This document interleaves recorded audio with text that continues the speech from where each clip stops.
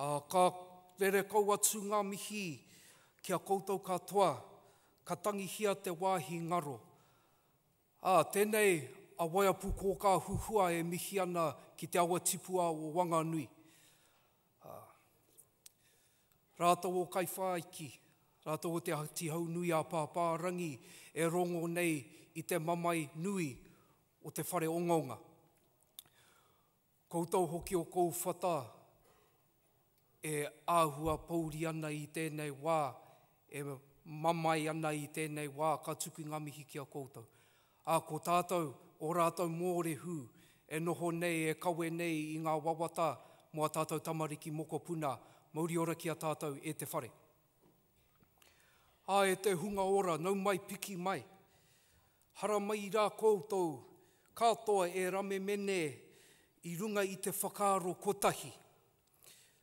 I tēnei rangi nui whakaharahara, tātou te whānau whānui o te kunenga ki Purehu roa, e whakamihi nei, e tuohu nei ki te hunga, kua puawai mai i tēnei rangi a tātou tauira. Greetings to you all, and welcome. I'd like to welcome the illustrious peaks to the flowing waters, the gathering of many waka. Welcome, nau mai, hara mai. Welcome to the celebration of Māori academic excellence.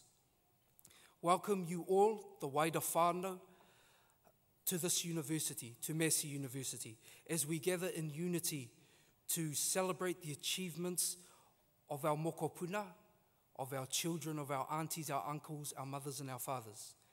Nau mai, hara mai. The Māori name for Massey is Te Kunenga ki Purehu roa. Te Kunenga means from inception, or from the very beginning. Purehu roa denotes the distant horizons. The name highlights that the pursuit of knowledge is endless and that the pathways to learning occurs from inception to infinity. In this sense, today can be seen as part of that ongoing journey.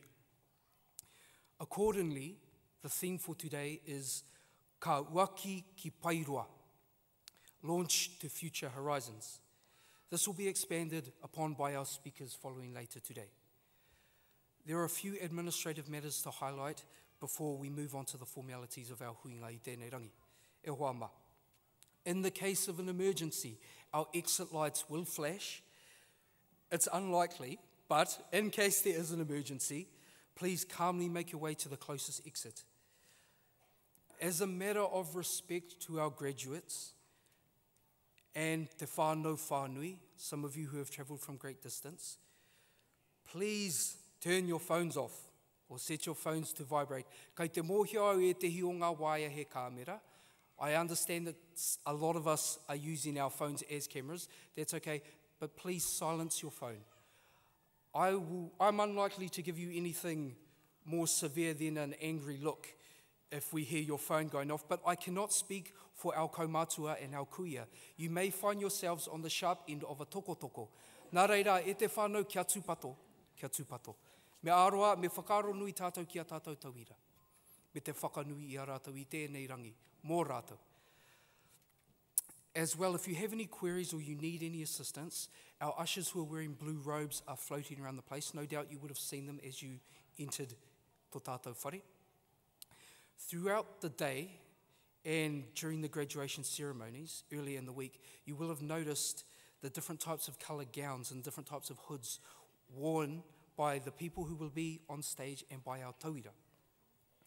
The colours are representative of the different degrees that are offered here at Massey.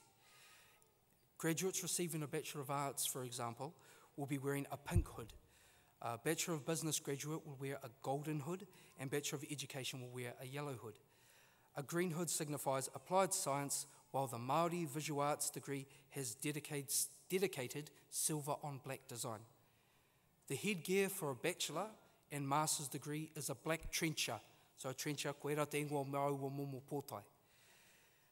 Whilst a doctor's degree, a black velvet bonnet is worn. Ara, koena ngā whakamahu ki e aku whakatamarahi i tēnei rangi. Kia mārama keho keho ngā whāneke neke o te rā. Kua tatatai mai te tūwheratanga o te rānei, nō reira, tēnā tātou katoa.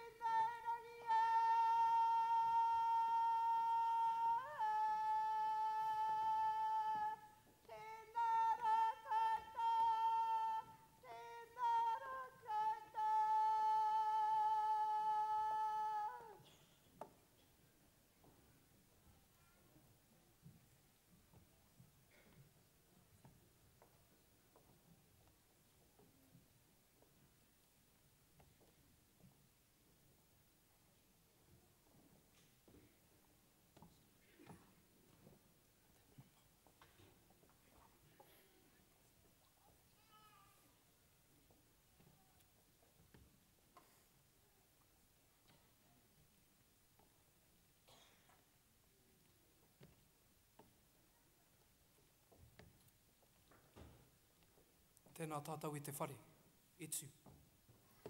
Please stand.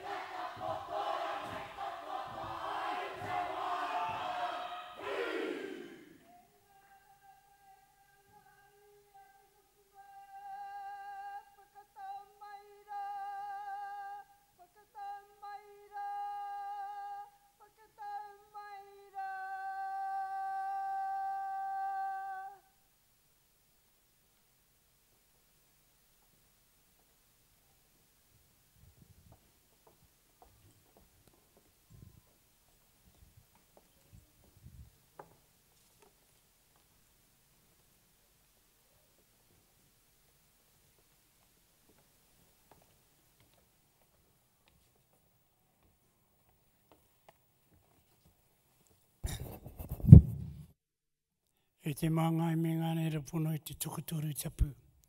Ka tāpai o ki he katoa kei mui a koutou, ki te tānu te ahi i kupungareo atu, ki a whāna hua i roti te wairu, ko te māngai tautoko mai, ai ne aka nei, ai.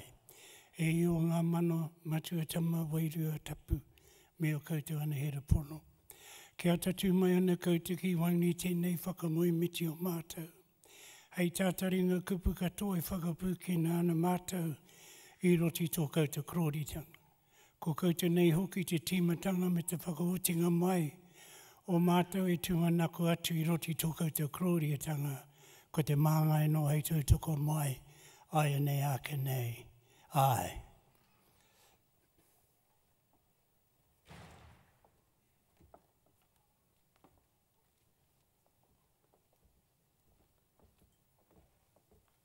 Ka tira e te whare, tēnā no tātou katoa.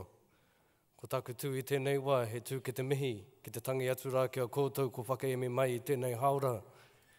Ki te awhi tuara, ia tātou tauira, ko eke ki te taumata. No ira nau mai, hara mai, piki mai, kake mai.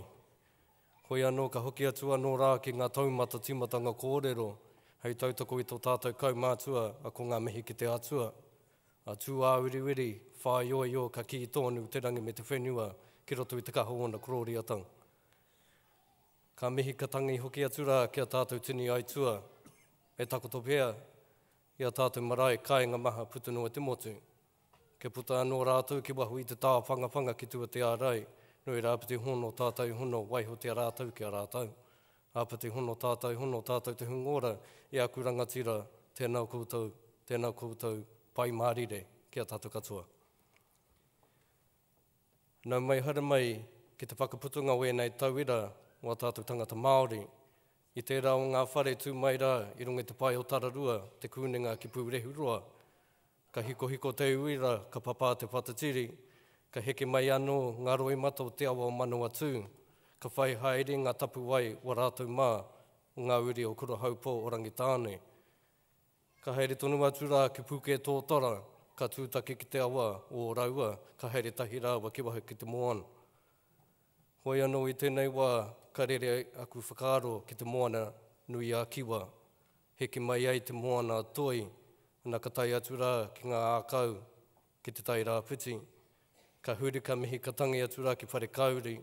Heke tonu mai ai te matau a Māui. Heke ai ngā wai o Wairarapa, ki te upoko o Tika, ka whakapiti atu rā te moana o Raukawa ki te Waipaunam, ki te Tai Pautini. Heke tonu atu rā ki te tonga ka mihi ka tangi ki Rakiura. Ka hoki whēnei mai ai te hau auru. Ka huri atu rā ngā kanohi ki tua i te moana tā pokopoko a tā whaki. Ka mihi ka tangi ki te whenua nunui o te rataha, ki te pāpaka nui a Māui. Nā ka huri mai rā kia tātou i tēnei haura. E mihi ana kia koutou katoa i tātaki mai ai i tēnei wā. No e rehuri no tō tātou whare, tēnā koutou, i aku rangatira, kia ora, tātou katoa.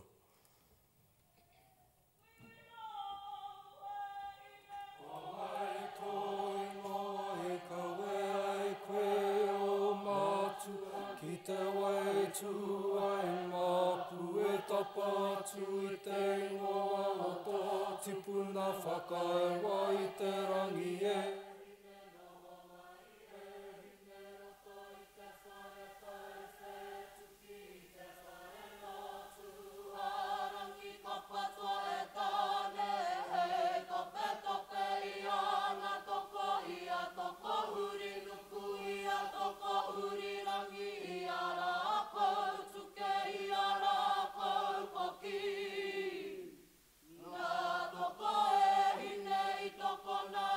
Rangi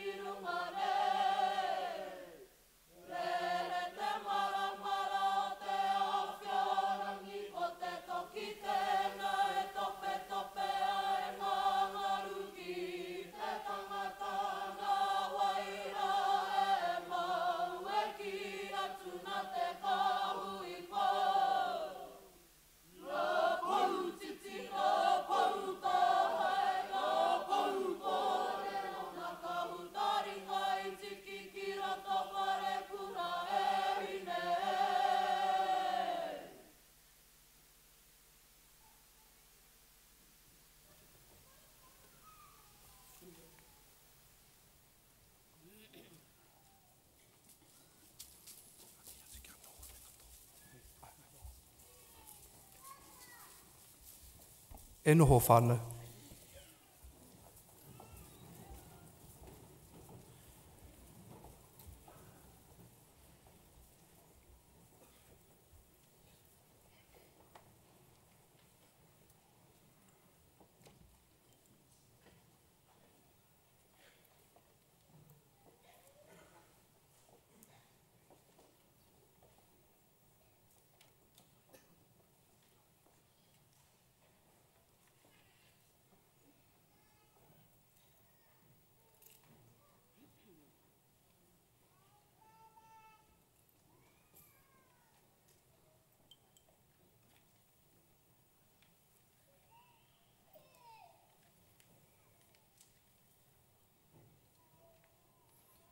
Tēnā koutou ngā mihi ko koutou kua para te huarahi hei hikoitanga mō tātou I tēnei rangi, me mihi ka tika.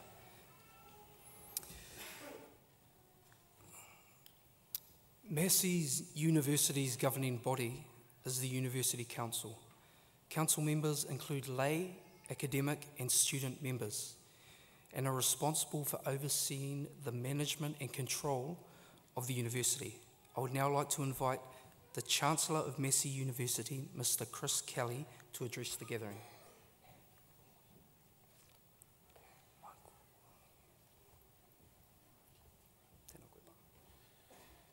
Kia ora tātou and welcome to you all. I have, of course, had the opportunity to congratulate those graduates who used to be graduands a week ago at ceremonies earlier in this week. With us this afternoon we have the Pro-Chancellor of the Council, that's equivalent to the Deputy Chairman, Mr. Michael Ahi. Michael has both iwi and hapu affiliations with Taranaki, and we know that there are a lot of you Taranaki people with us today. So we thought it was very fitting to have Michael address you. And Michael, if you would come forward please and address the audience.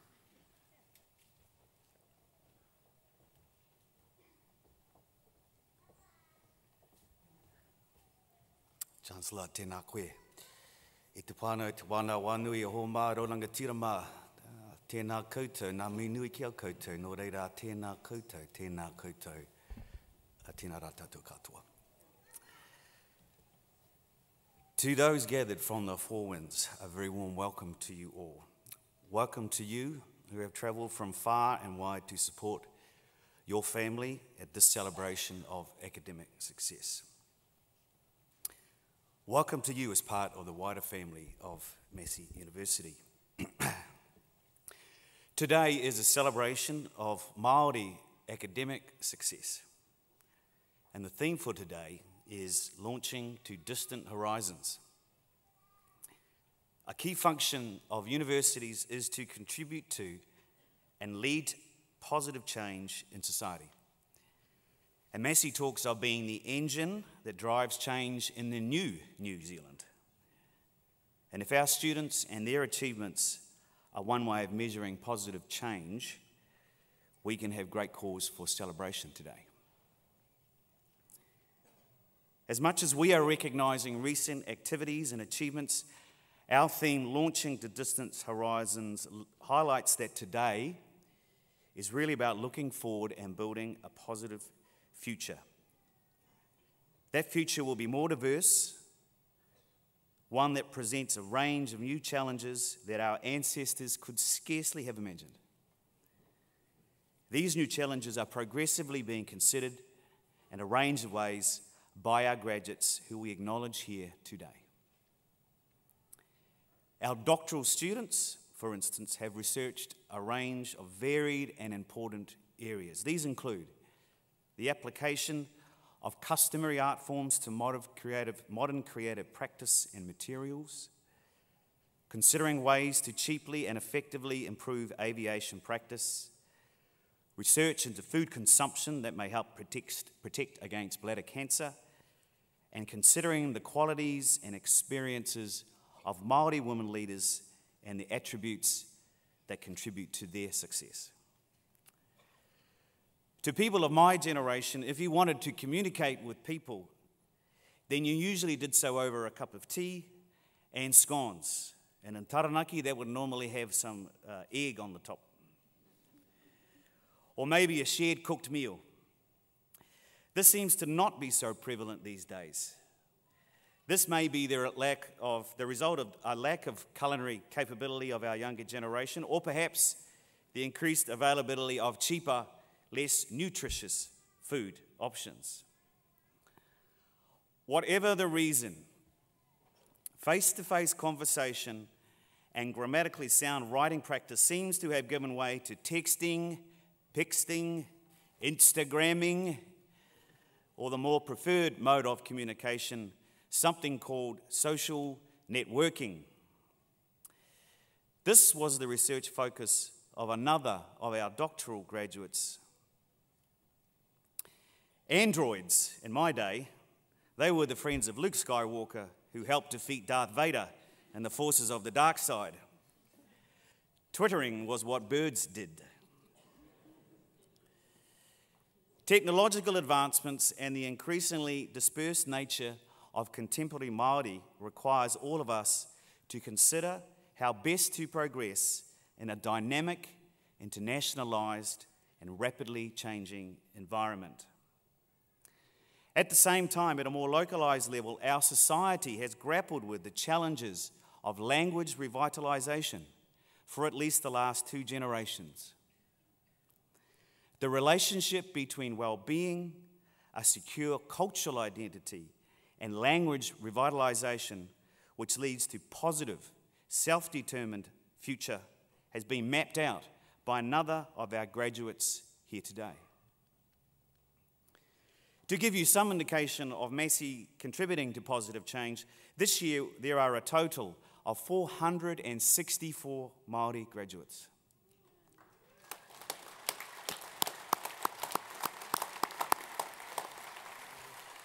This is 26 more than last year.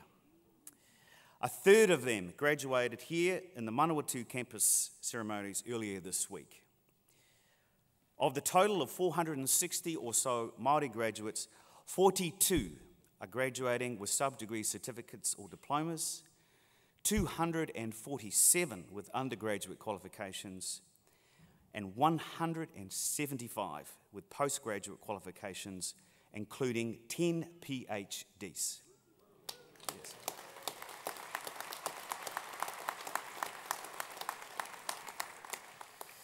Those numbers provide a sound base to launch to distant horizons. More importantly, the individual students and whānau now and in the future will reap the positive rewards. Finally, I want to congratulate not only the graduates here today, but also all of you, whānau and friends who have stood beside and provided encouragement and support, and who now share the immense pride that comes with academic achievement.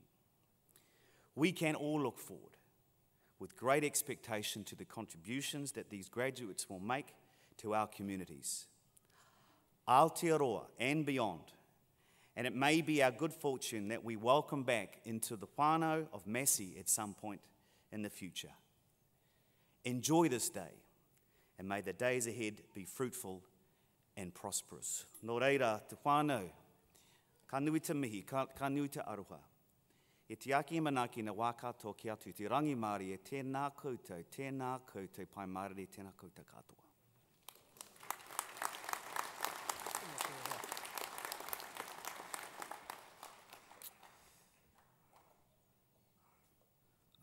Tēnā koe e te pau, tēnā koe e te manu no te maunga tītoa hea, e Michael Ahie.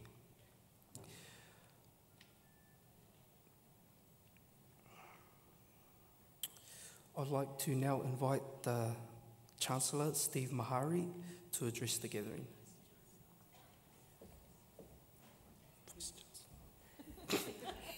Thanks for Vice Chancellor. Vice Chancellor. That's good.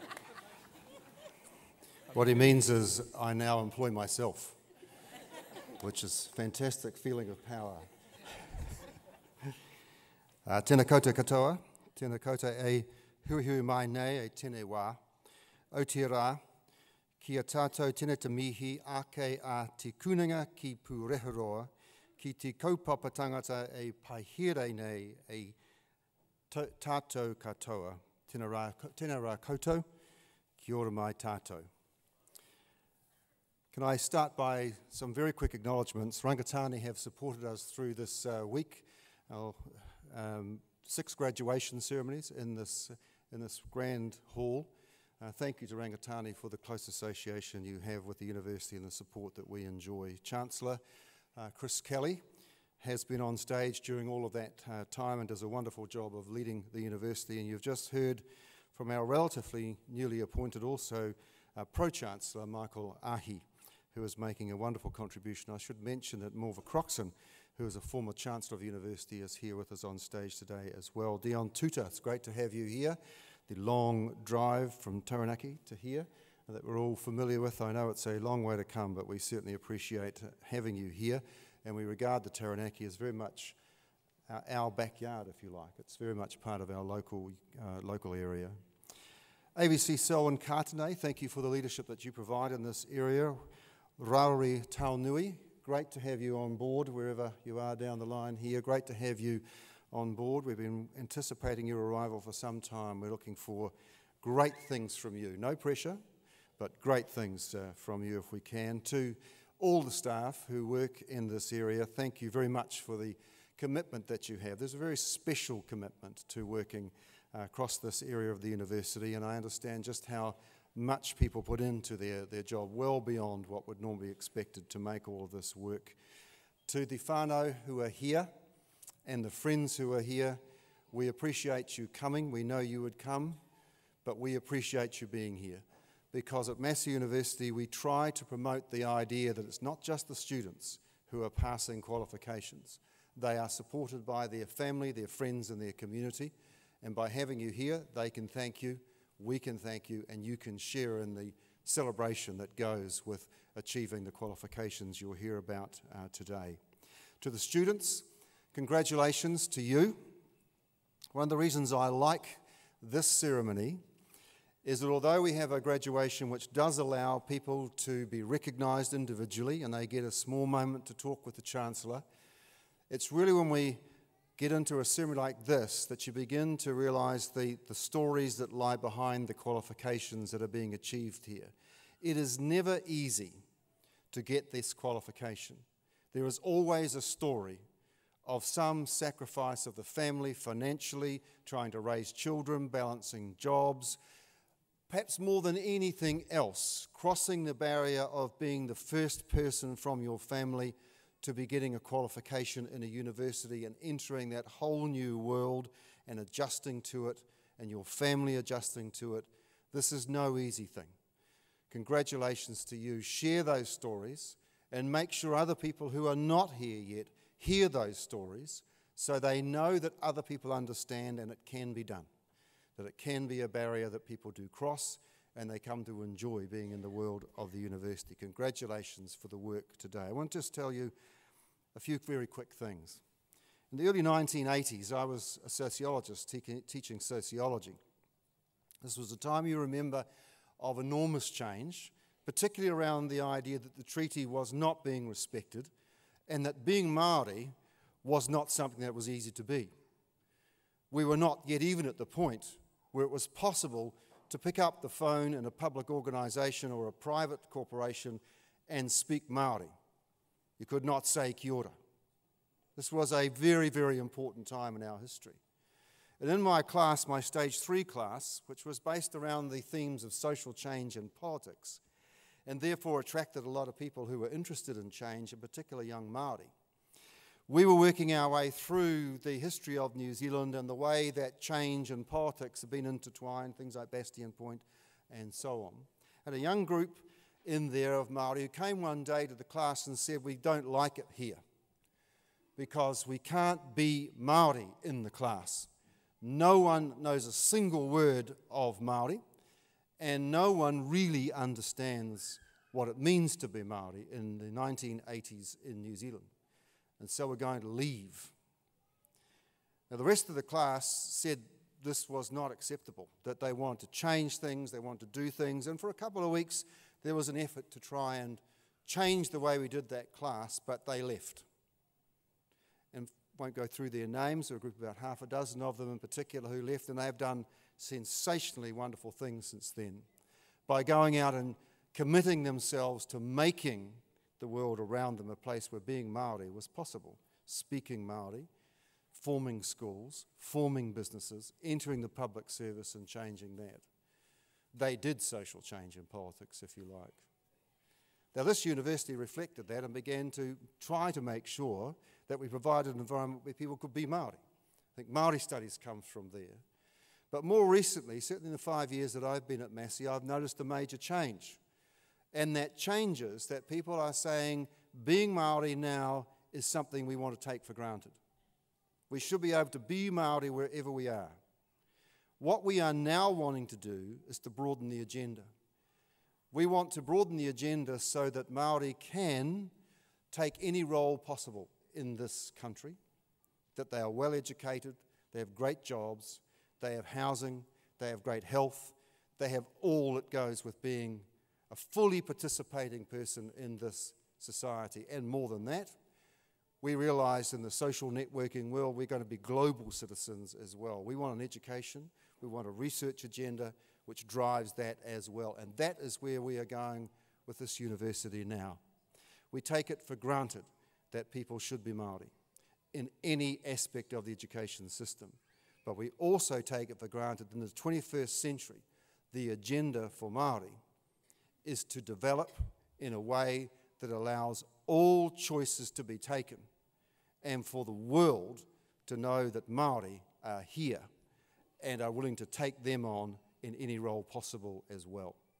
That's what we commit ourselves to as a university. And for the graduates, can I say, you've got a big job in front of you just running your own life, having your education, getting a job, raising a family, being successful as an individual.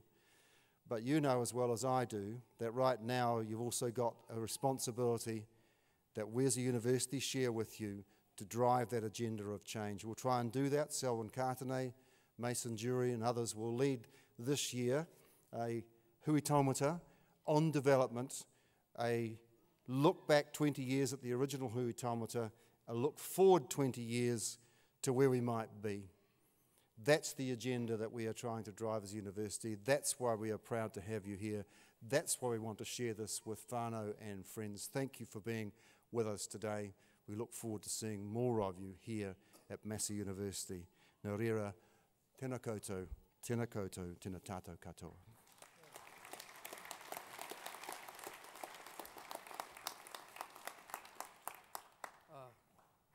Tēnā koe e te pāpā, Vice Chancellor Steve Mahari.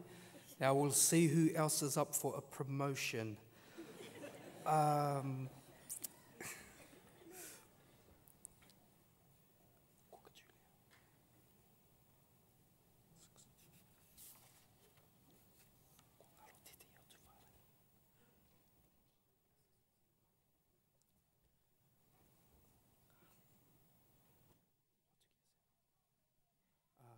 Tēnā koe e te pāpā Selwyn. He kōrero au? Aroha mai e te whānau, kua ngaro i au titi aku whārangi. Anei tērā o ngā āhuatanga kua pāmai ki a tātou i ngā wā katoa. Ara.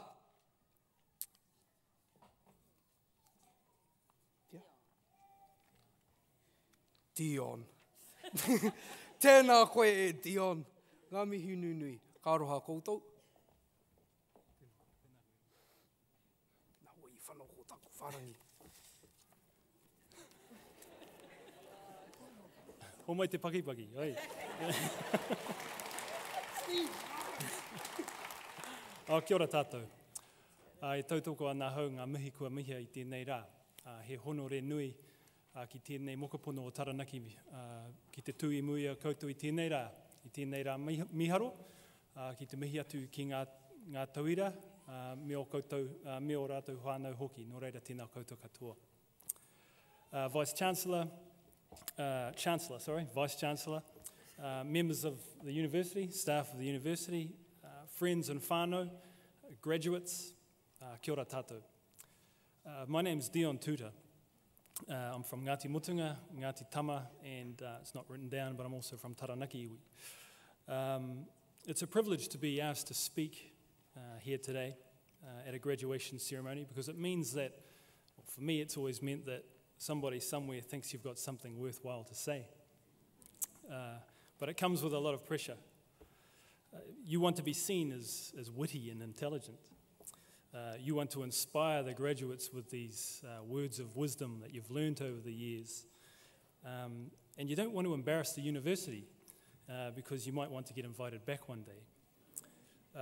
I was flattered to be asked because I've always viewed delivering a graduation day address to be the domain of people who have done something worthy of reflection. My own graduation ceremony, for instance, was delivered by Sir Tipene O'Regan soon after he had led the Māori fisheries settlement in 1992, which led to the establishment of Te Ohu Kaimoana. Which is why some of you, or most of you probably, are probably sitting there wondering, who's Dion Tuta? What's so special about him to warrant a graduation address? And the answer to that question is nothing, really. I've always viewed myself as an ordinary person. But I think that's the actual point of me being here today, which I'll try and explain as I go along. I'm the sort of person who has never had a plan for himself. I never knew what I wanted to be when I grew up. And for proof of this, let's consider my career to date.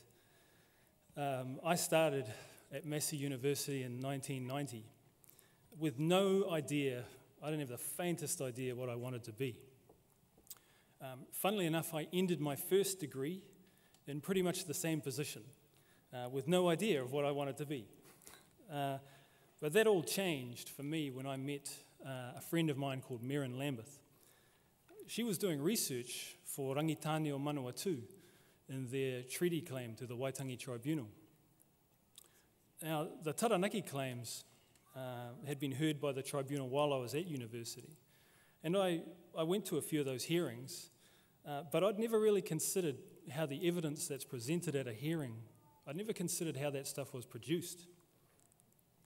But after one conversation with Merrin, who was producing research for that process, I knew what I wanted to do with my life, just like that.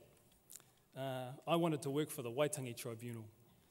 I wanted to help address historical injustices, and I wanted to settle treaty claims. For probably the first time in my life, I had clarity of purpose. Unfortunately, despite just spending the past 3 years of my life studying and getting a BA in social sciences, I was completely unqualified to pursue my newfound calling, which meant I had to go back to square one and do a completely new degree. And as you can imagine, my parents were ecstatic. You know? But thankfully, I ran this idea past Professor Mason Jury, who to me is one of New Zealand's most inspirational teachers, thought leaders, and just all-round good person, fantastic man. And through that one conversation, he introduced me to the idea of doing a master's degree and basically changed my life. This put me on a path to meeting Dr. Hazel Riseborough, who wrote the book Days of Darkness, Dr. Danny Keenan from Ngāti Te Whiti back at home, and Professor Kerry Howe, and quite a few of these people sitting over here actually, who mentored me, encouraged me, and challenged me. And after 2 years, I graduated with a postgraduate diploma in humanities and an MA in history. Then right on cue, as if ordained by the heavens almost, a position opened up at the Waitangi Tribunal, where I began working as a historian. And my lifetime calling became a reality. And then it ended after 2 years, when I changed my mind. And I went to work for the Crown Forestry Rental Trust instead, where I held a number of roles in communication, policy. And after that, I was appointed as the chief negotiator for Ngāti Mutunga in our settlement negotiations with the Crown, which concluded in 2006, after which I moved home to Urenui to take up the role as the general manager of Te Runanga o Ngāti Mutunga.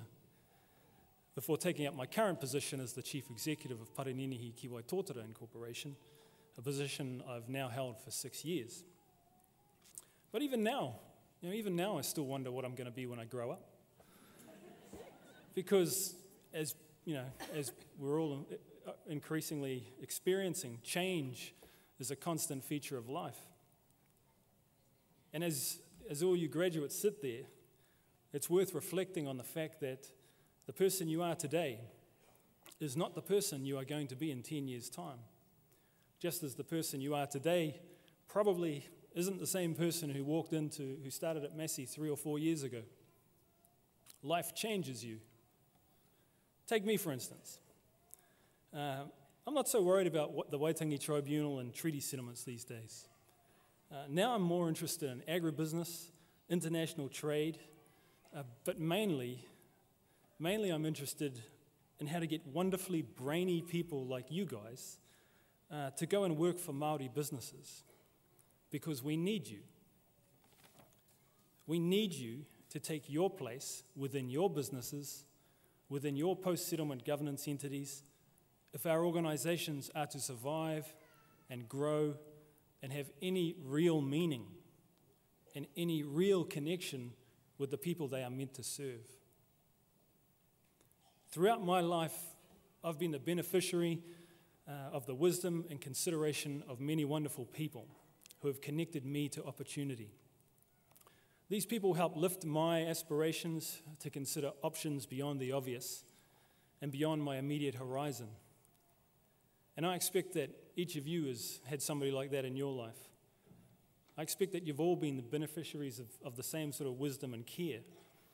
So you guys, you now have an obligation and a responsibility to keep an eye out for those that follow you, to pay it forward, as they say, and inspire that confused young person who comes to you for guidance one day.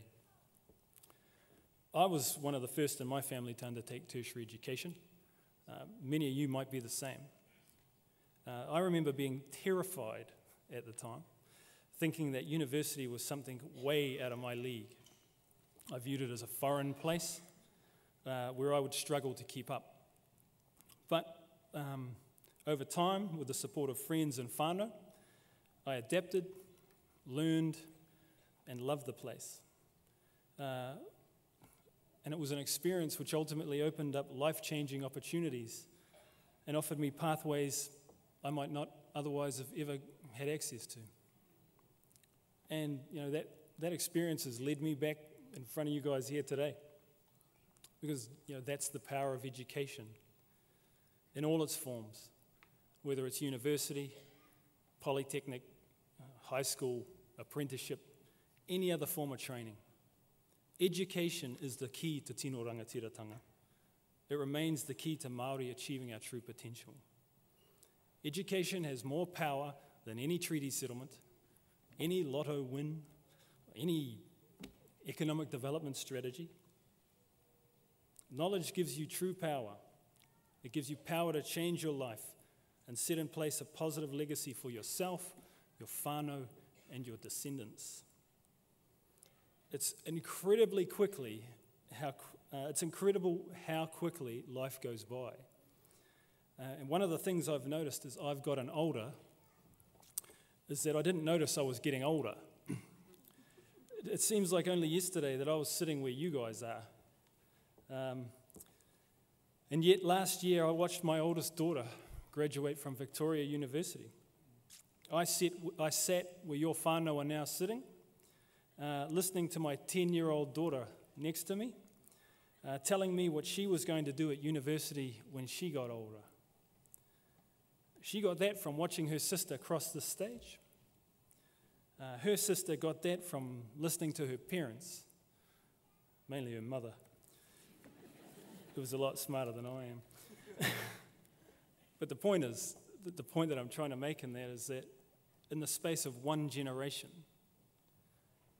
the idea of attending a university had changed from being something foreign, something outrageously frightening, to something that my 10-year-old just expects to happen as a normal part of growing up, which actually makes the whole thing worthwhile.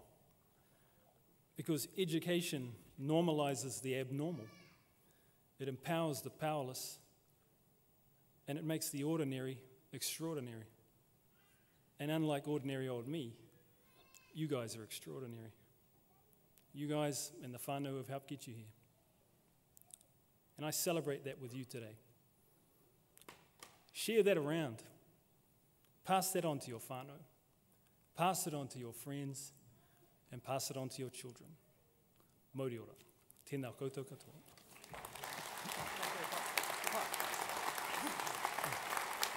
He whakarotanga maha. Tēnā koe te tuakana e taranaki Ngāti Mutunga, Ngāti Tama. Ka nui ngā mihi ki a koe me ngā whakaroko tuare ki mua ia tātou I tēnei ahiahi. He whakarotanga pai mā tātou katoa. He nui ngā ara kai mua ia tātou ko te te iauwa ara ko te mātauranga.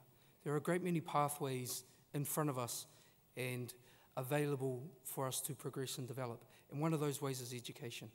Ara, ka tira ngā mihi ki a koe e pā. I would now invite Koka Julia to come down and introduce our graduates.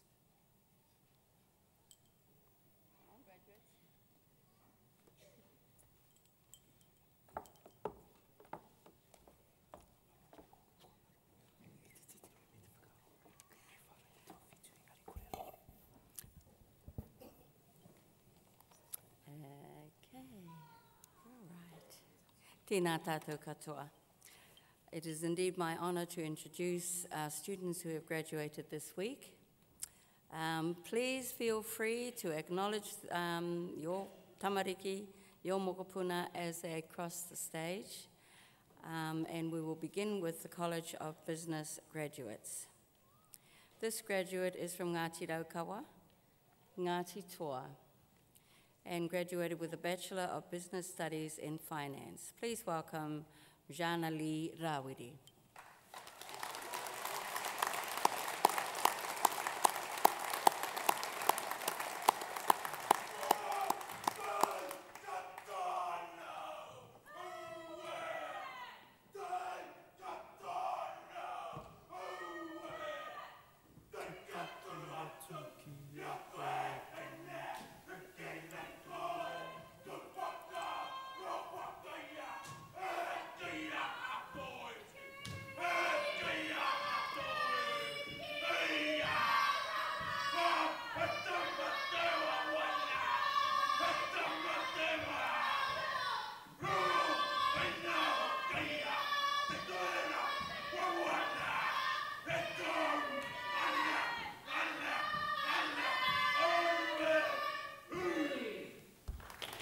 Pai. Tēnā koe.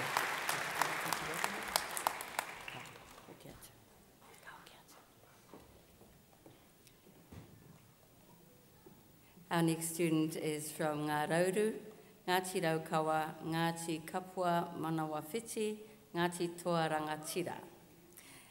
He was also a recipient of the Paranihiki Waitotara Scholarship and achieved a Bachelor of Business Studies in Sports Business Management.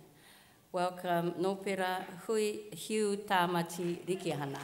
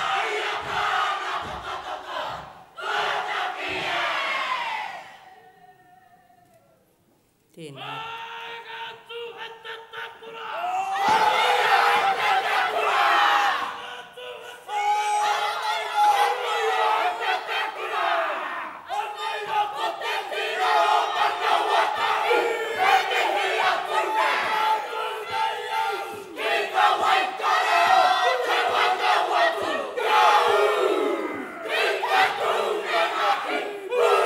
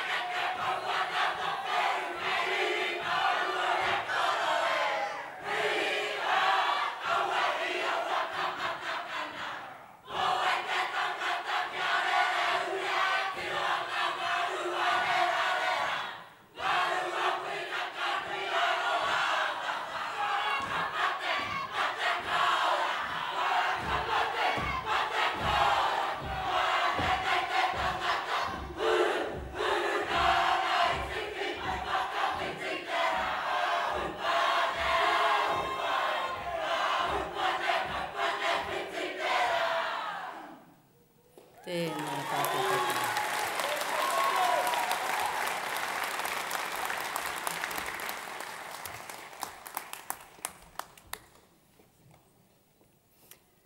Our next graduates are coming across the floor together. We have from Ngā Ruahine, Ngāti Ruanui, Ngāti Kahungunu, Sana Marie Paparangi Rongonui, who graduated with a Bachelor of Business Studies in Marketing, and Daniel Blair Aronui Feig, who graduated with a Bachelor of Sport and Exercise in Exercise Prescription and Training. Ho mai te pakipaki.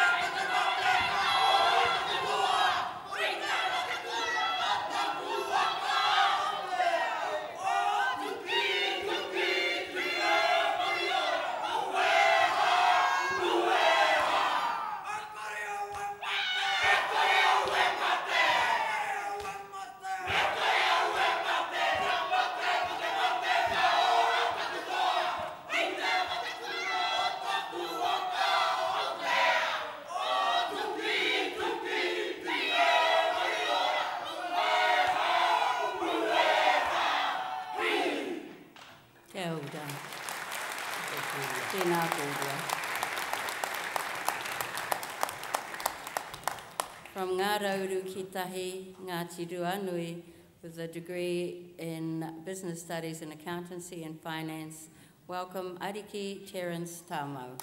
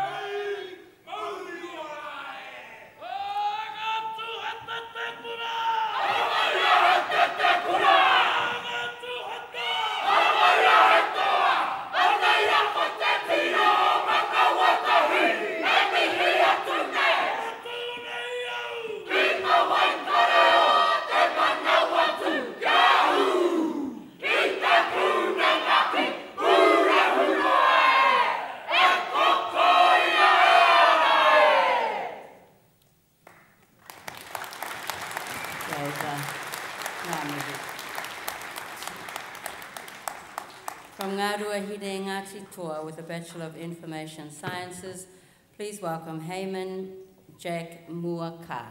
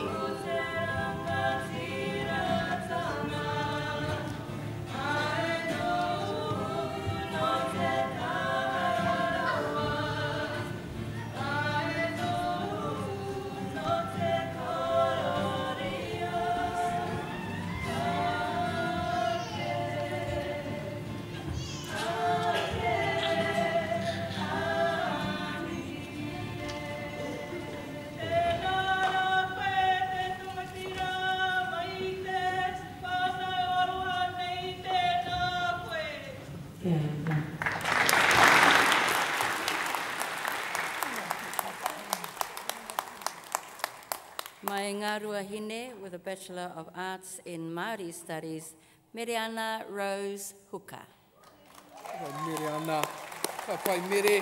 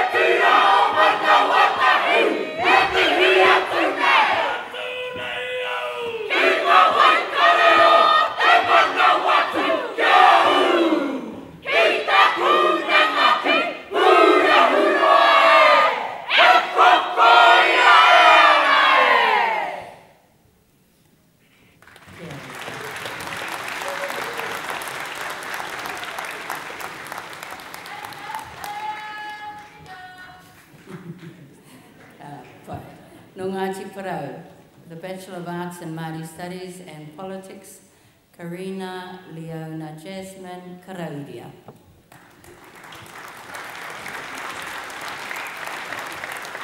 Thank you very much.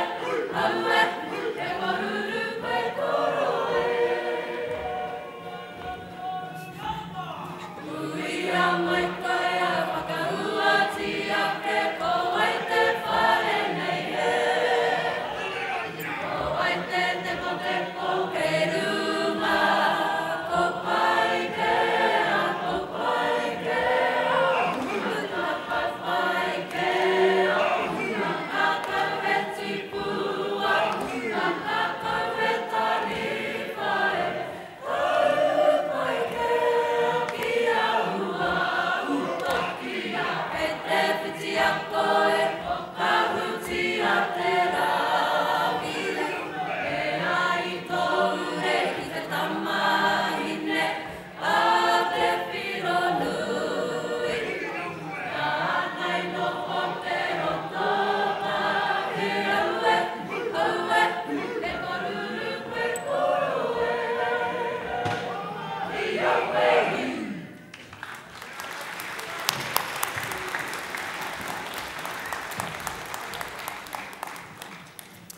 next two graduates are coming across together. E tungane rawa. No Ngāti Koata, Ngāti Tōrangatira, with a Bachelor of Arts in Māori Studies and Politics. Juani Stanley Moriarty, and also a recipient of Sir Alan Stewart Scholarship, and his brother Te Rā Tāmati Hinen Moriarty with a Bachelor of Arts in Māori Studies and History. Homai te paki paki.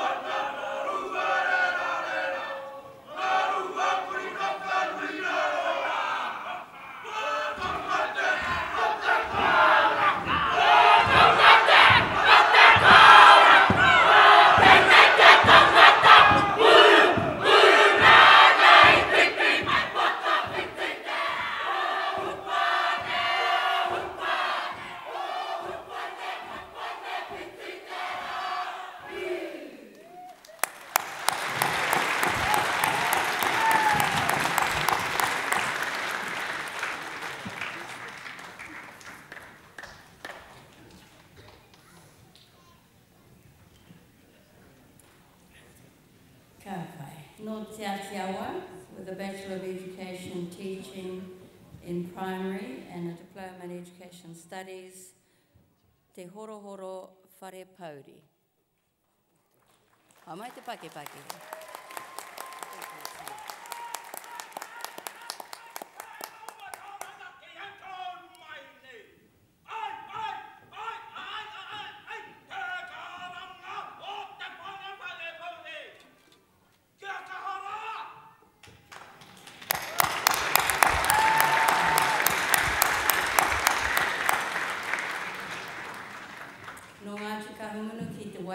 With a Bachelor of Education, Teaching, Primary, Diploma in Education Studies, Lisa Marie Morton.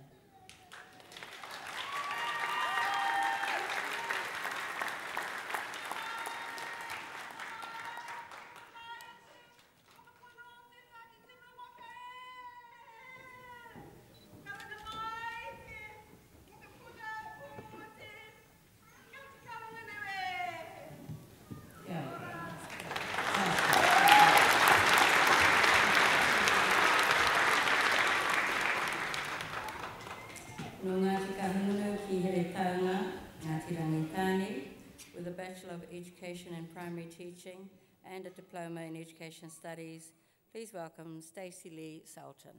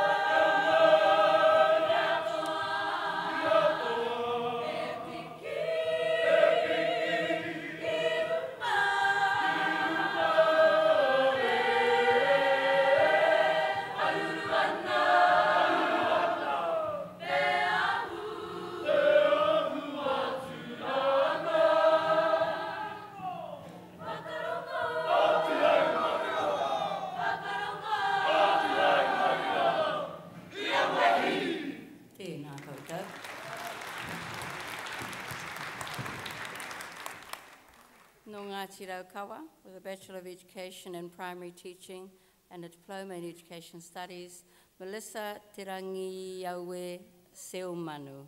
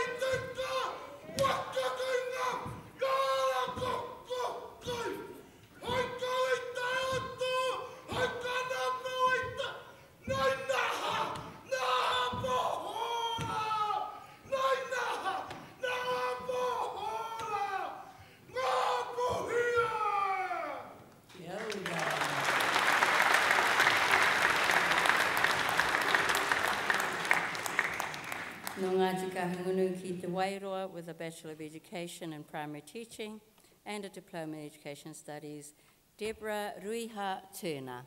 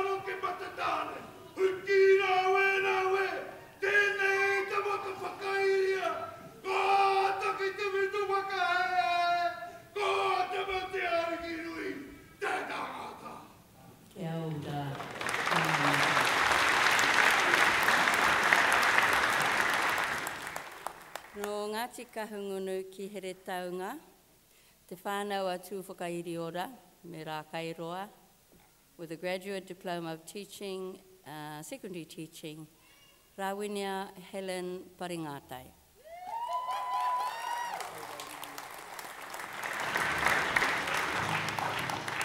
Thank you.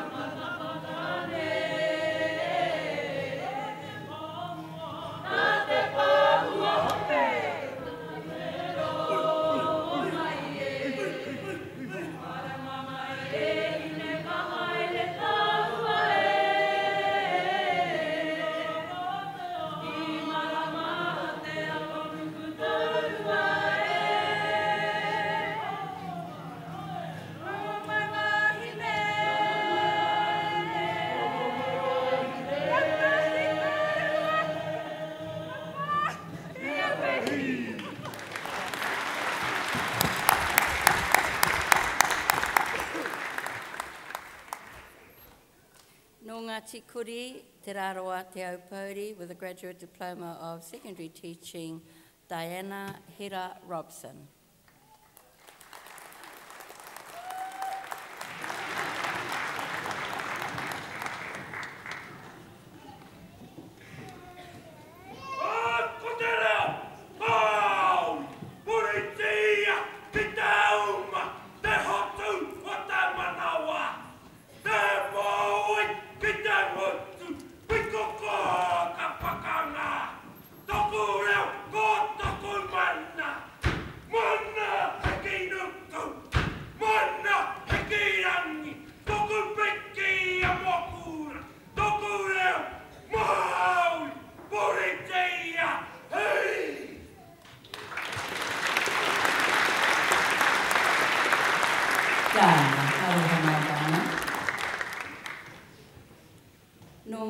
With a graduate diploma of secondary teaching and a recipient of the Teach NZ scholarship, Haramai Paura Suleiman Teka.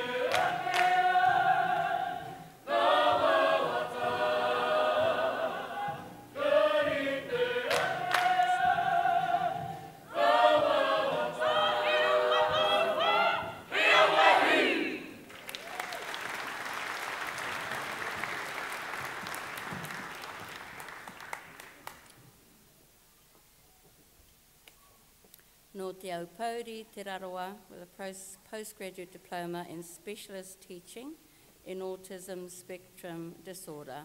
Also a recipient of the Purehurua Award, Colin Leslie Yates.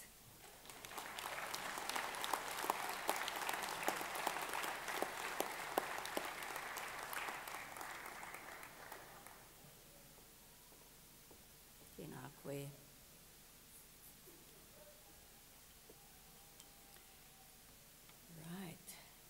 Three coming along together. All siblings. Tū meke. No te whānau o tēnei papa. Ai. First one, Reihana Te Ori Hau Haronga, with a Bachelor of Education in Primary Teaching and a Diploma in Education Studies, followed by Ngaire Lina Jury, Postgraduate Diploma in Educational Administration and Leadership, and finally, Eko Hine Bignal Nei Haronga with a Bachelor of Social Work. They're from Ngāti Kahunguni ki Here Taunga, Te Ati Haunui a Paparangi, Ngāti Apa. Aira, homai te pī ki paki paki.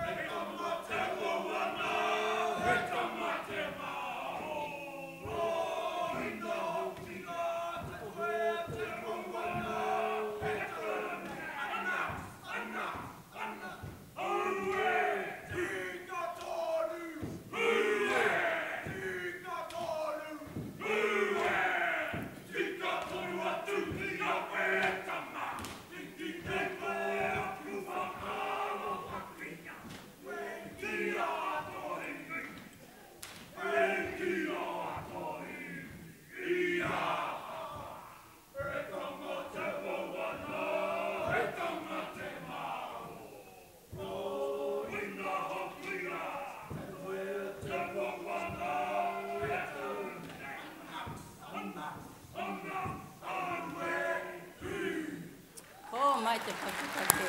Ano. Ano te.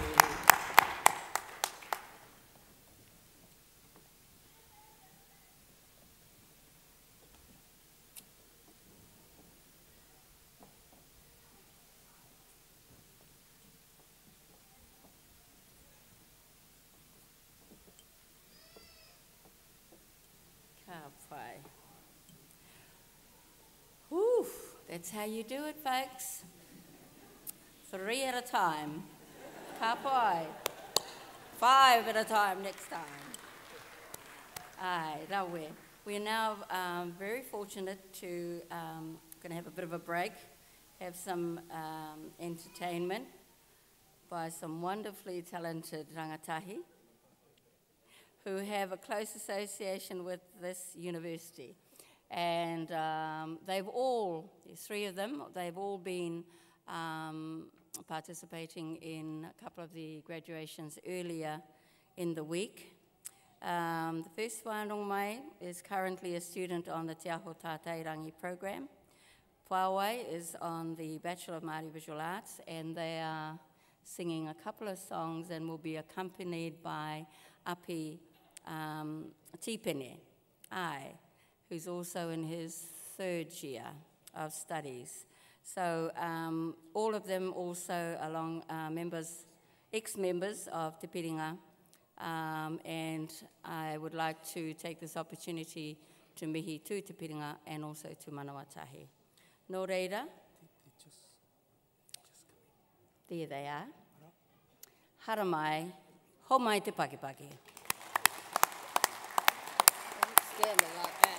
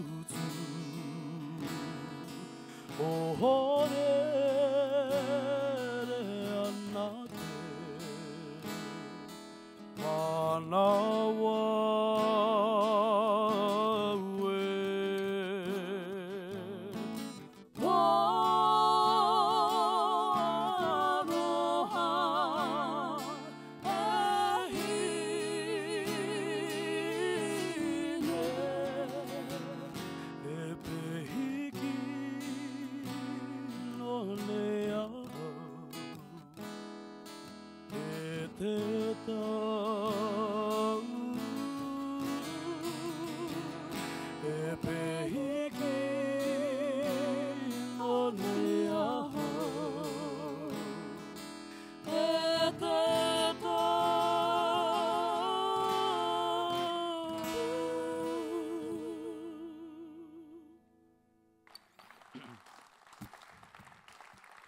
Akati tēnā tātou e hui nei, a tēnei te tuake, ki te tuku mihi, ki a tātou kua hui mai nei, ki te tautoko, ki te hapai i tēnei kaupapa whakahirahira. Ki a koutou e ngā tauira, koutou mā kua whakaputa te ihu i tēnei rā, kua puta mai, kua whakātu mai, kua whakatauira mai, e taia ana tātou te iwi Māori, te tutuki, te ea, i te kōingo te ngākau.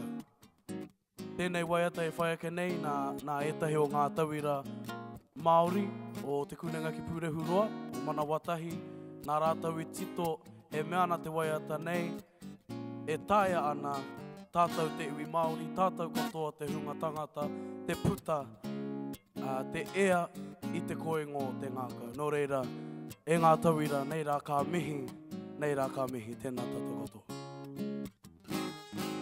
E me te kunenga ki Purehuroa, nei a Manawatū, e tu atu ne, ka ora kai ngā rua.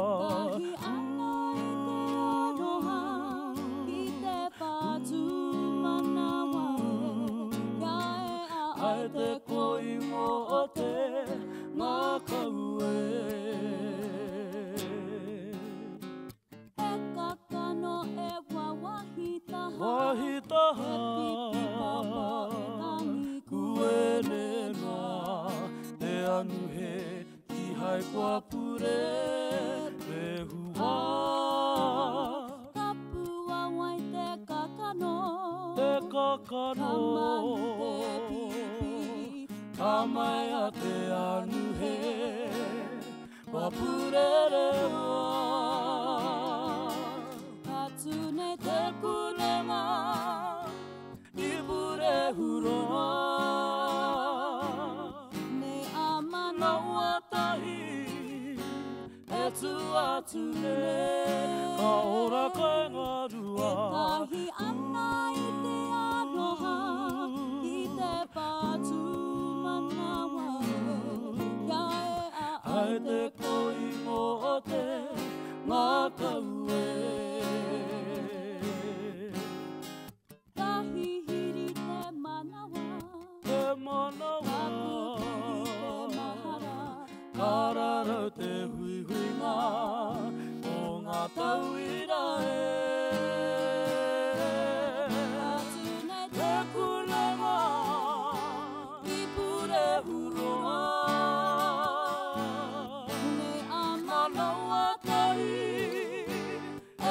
Atu ne, ka ora kai ngā rua. E tahi ana i te aloha, i te pātū manawa e.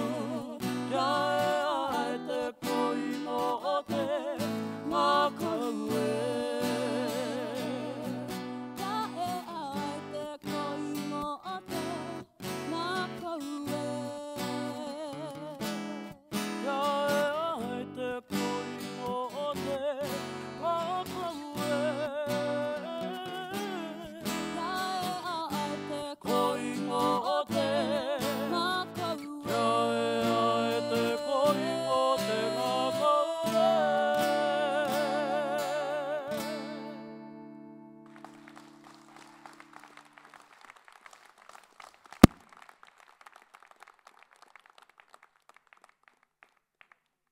Tēnā kōru e ngā manu ti ori ori. Me tō koutou hoa te kairakurakura. I haven't been demoted yet, apart from my minor mistakes with the papers before. Nā reira ka haere tonu tātou. Koka.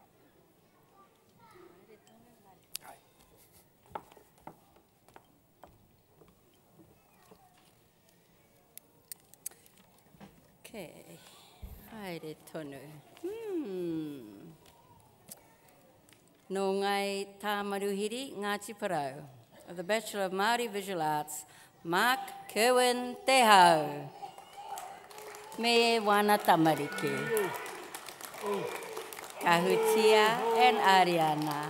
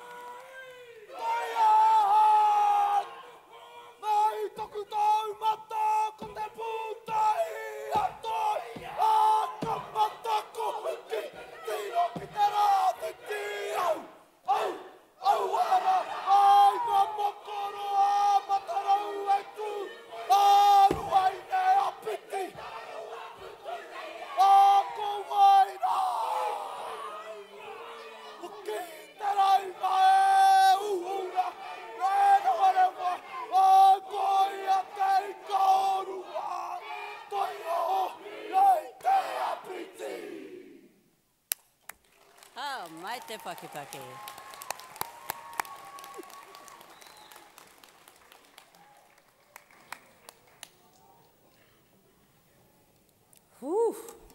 Ka pai. Tēnā koutou ngā tama o te kura o ngā tamatāne o Papai o ea nei. Tēnā koutou. No Ngāti Parau, Waikato Maniapoto, with a Masters of Māori Visual Arts, Mary Elizabeth Clifford. also a recipient of the Pūrehuroa Award.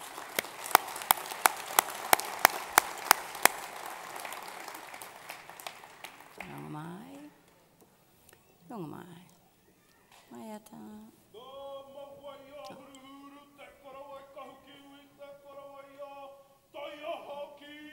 Oia piti.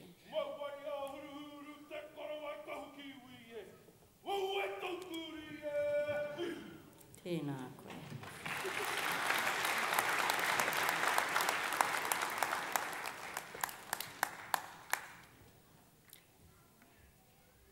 Nō ngai tūhoi with a Masters of Māori Visual Arts and also recipient of the Pūrehuroa Award, Asha Rawiri Newbury. Ngai tūhoi.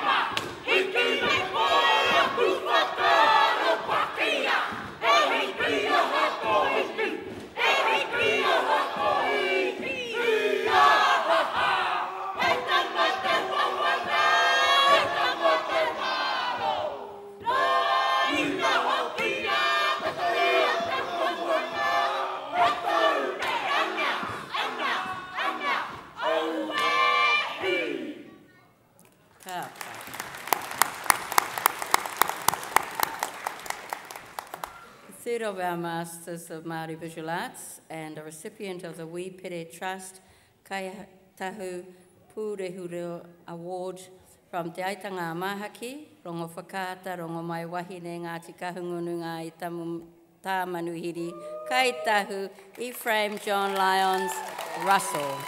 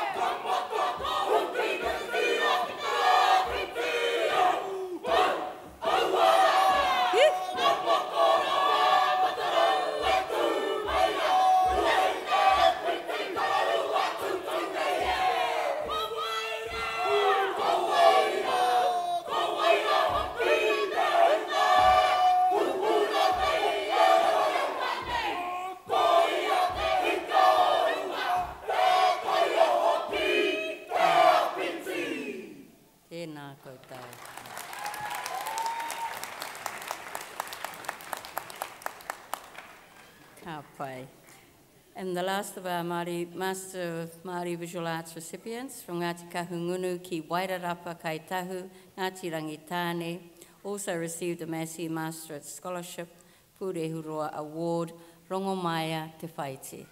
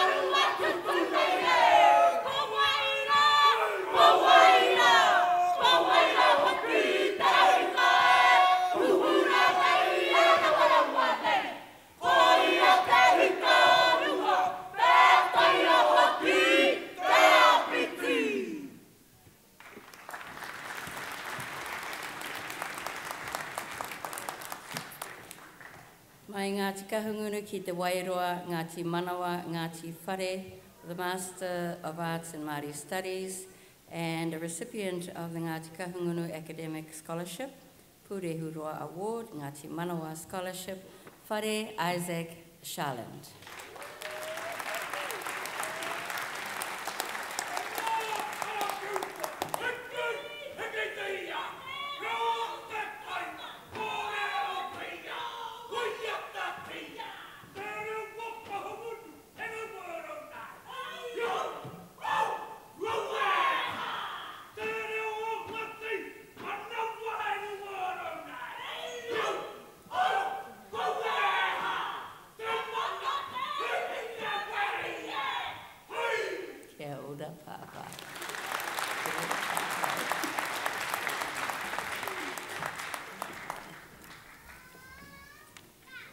No Ngāti Raukawa, Ngāti Tūwharetoa with a Master of Arts in Psychology, Te Rau Pōwai Scholarship recipient, Purehuroa Award recipient, Deborah Ketu Mackenzie.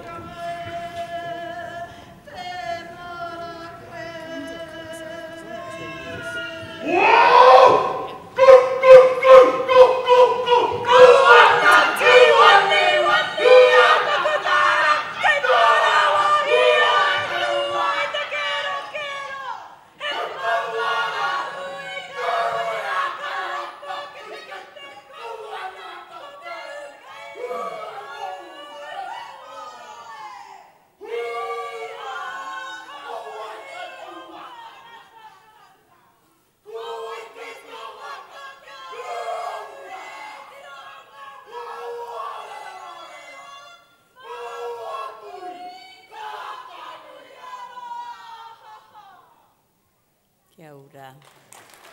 O mai te pakepake. No Ngāti Parau, Ngāti Maniapoto, te whānau Apanui with a Master of Arts in Psychology, recipient of Te Rau Pōwai Purehuroa Award, Hauora Māori Scholarship, Diane Maureen Kuti.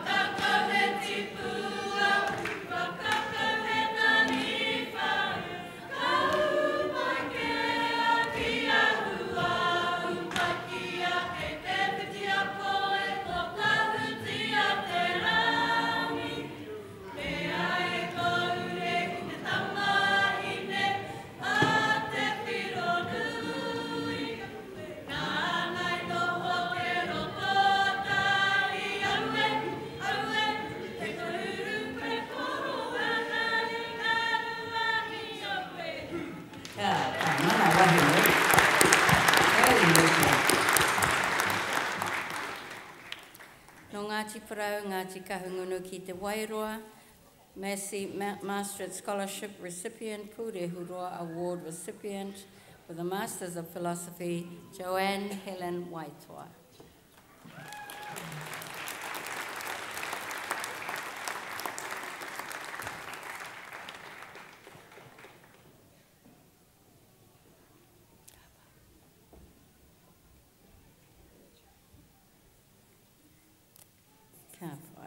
The next graduates from the College of Health, no Ngāti Raukawa with a Bachelor of Social Work, Moana Lee Everton. Me tana pōt. Oh, well.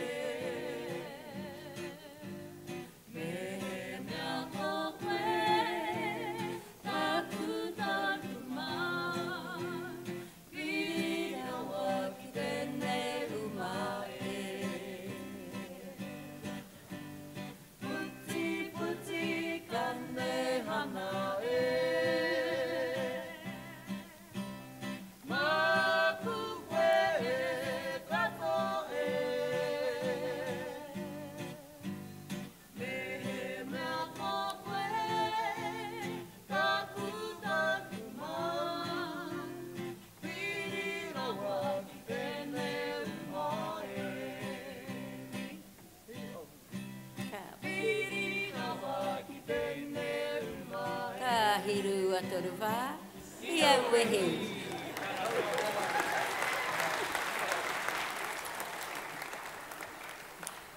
Now, this next graduate received quite a lot of help, so I'd like to read all the scholarships first before you come out. She received the Ephra Garrett Award, Tūhoi Te Rangihau Scholarship, Waikato Tainui Scholarship, Ministry of Health Hauora Scholarship, Te Rau Puawai Scholarship, O Mataroa Rangitaiki Grant, and the Waikare Moana Scholarship. So she's from Ngai Tūhoi, Ngāti Haua, and received her Bachelor of Social Work, Patsy Duke Te Are.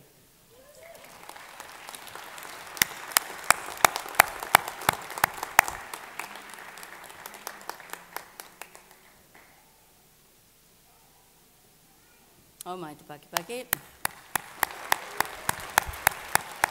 That's how you do it as well. Go get all that money to help you. No Ngapuhi, recipient of Te Rau Puawai Hauora Health Scholarship and the Pure Huroa Award. No Ngapuhi, Bachelor of Health Science Honours in Māori Health, Angelique Vanya Vivian.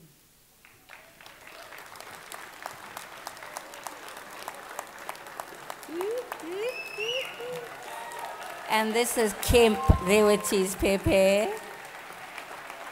and his beautiful wife.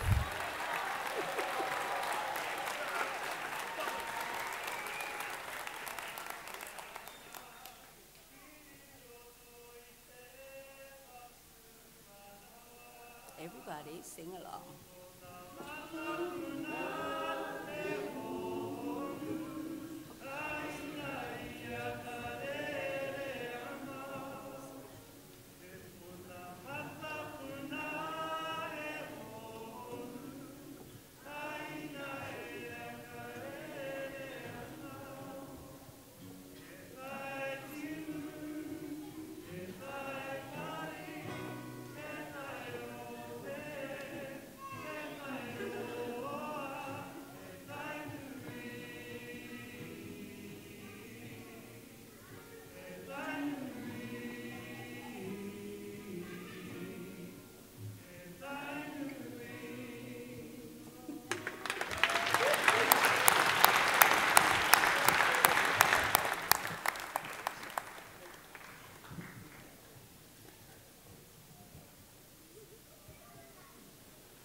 no Ngāti Parau, Ngāpuhi, the Master of Nursing and a Te Raupua Wai Scholarship recipient, Terina Joyce Bernadine Gladding. O mai te pakipaki.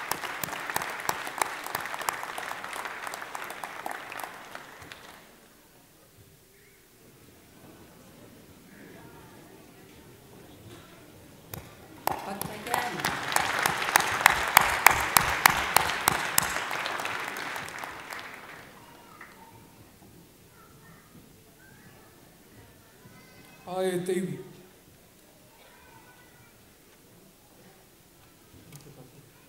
Ara, tō hungia e te kōka nei. Ho mai te pīki paki mua tātou tauira katoa.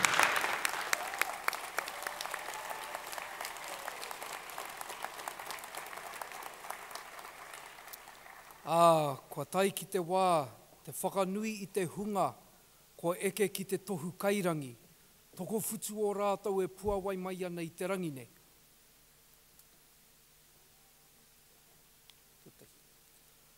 Ara, for the degree of Doctor of Philosophy, Jane Adair Brocklebank Mullaney, Ngāti Raukawa, Ngāti Parau.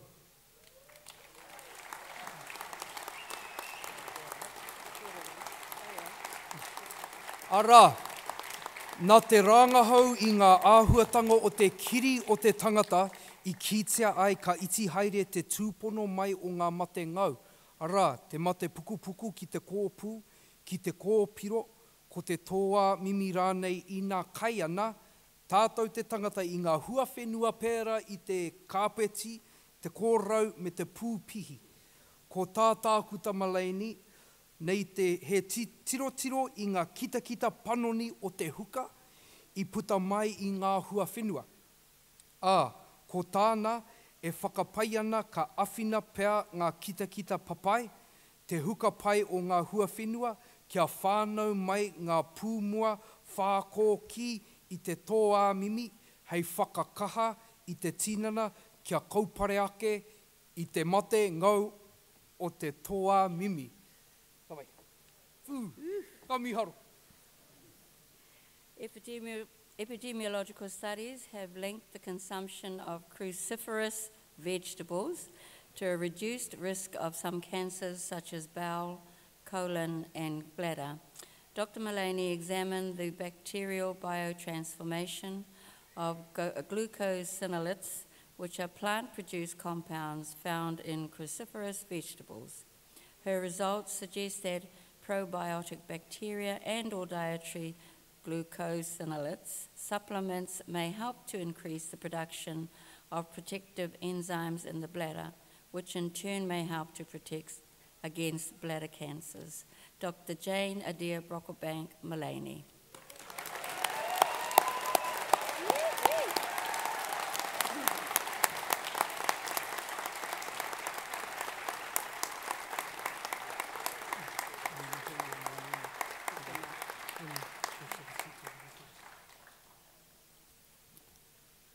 Tēnā koe. Tēnā tātou, me kaingia tātou a tātou hua whenua. Ara, for the degree of Doctor of Philosophy, Severn Leos Rewiti, Ngāti Raukawa, Ngāti Tūwharetoa. Ara mai. O mai te paki whānu.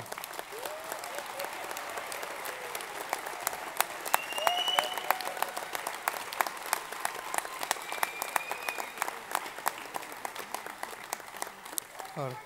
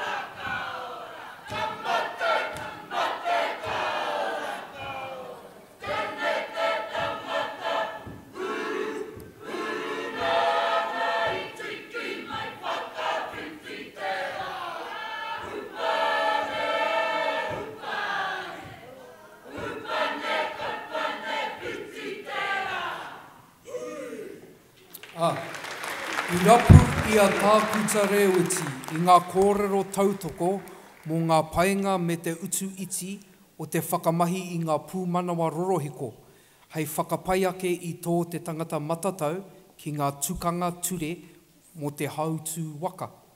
Hautū waka rererangi. Nā tākuta rewiti ētahi pūrere i whakawhanake mō te taua ārangi o Aotearoa. Te rere topa tarati whakaora o ākarana me te kura hautū waka rererangi o te kūnenga ki Pūrehurua. Ko tāna i ki te ai, he orite te kaha o āna mihini ki tā te mana rererangi tūmatanui o Aotearoa. Dr. Rewiti sought evidence regarding the benefits and cost effectiveness of using low-cost PC-based aviation training devices to improve pilot proficiency in performing visual flight rules procedures. He developed devices for the Royal New Zealand Air Force, the Auckland Helicopter Rescue Trust, and the Massey University School of Aviation. He found these devices to be as effective as a Civil Aviation Authority certified flight training device. Dr. Severn Laos Rewiti.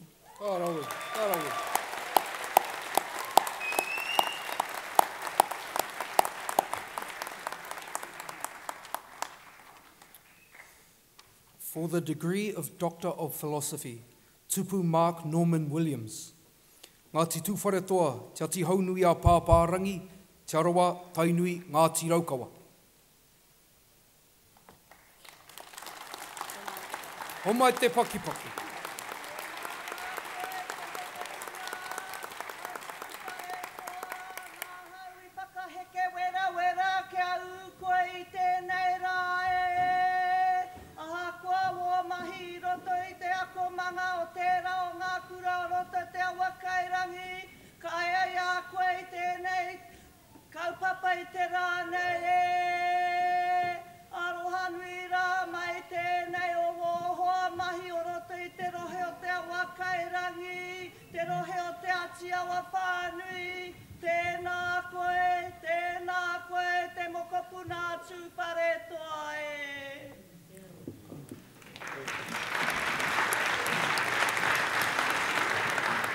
I ranga haua e tākuta wirimu nei he kōrero e kite ai te pōhehe o ngā tātai kōrero mō te pōi hipi tūkairangi me Ngāti Ruingarangi no Taupo.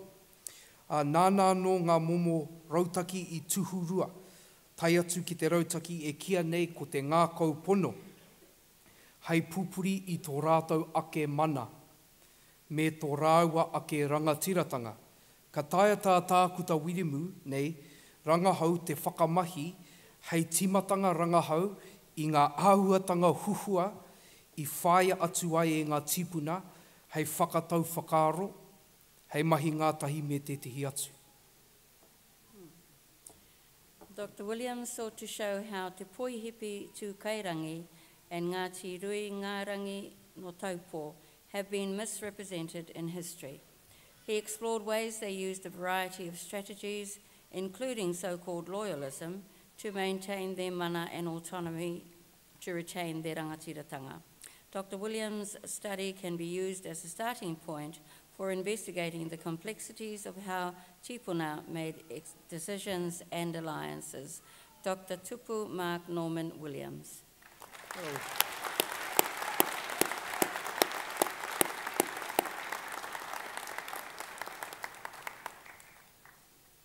Te tangata e whai nei.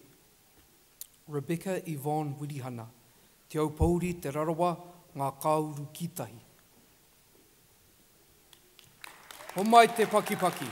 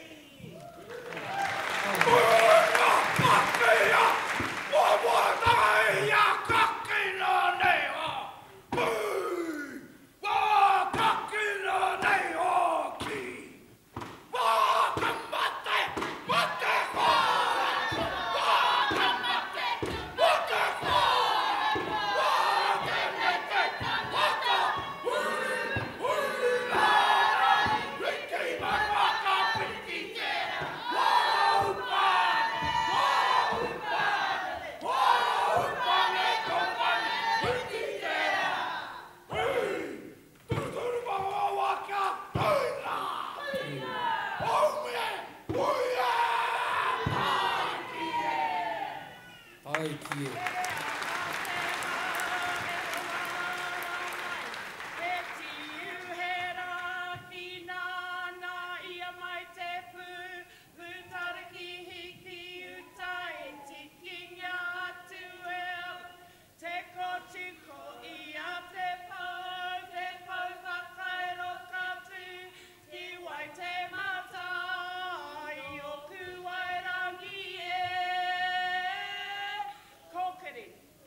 Kia ora, kia ora. Ko tā tākuta wirihana rangahau, he wānanga i ngā wheako o ngā wahine Māori te kaumātoru. Rangatira katoa. Kia kitea i pēhea o rātou wheako i awhina ai i a rātou mahi kai whakahaere. Ko te whainga kia whina mai i a tātou ki te whakatipu i a tātou tamariki. Kia tino ora, kia tūhei rangatira. Ko tāna whakapai, mā te whāngai iho i te mātauranga o ngā pūrākau Māori ki ngā whakatipuranga, ka poipoia ngā rangatira o a pōpō, no roto mai i ngā hāpori Māori. Ka miharo. Dr. Wirihana's research sought to ascertain how 13 diverse Māori women leaders' life experiences facilitated their leadership roles. She aimed to identify how these findings could help us raise our children to be healthy and vital leaders. She concluded that intergenerational transmission of knowledge using traditional Māori narratives nurtures leadership within Māori communities. Dr. Wirihana also graduates with a postgraduate diploma in clinical psychology. O mai te pakipaki.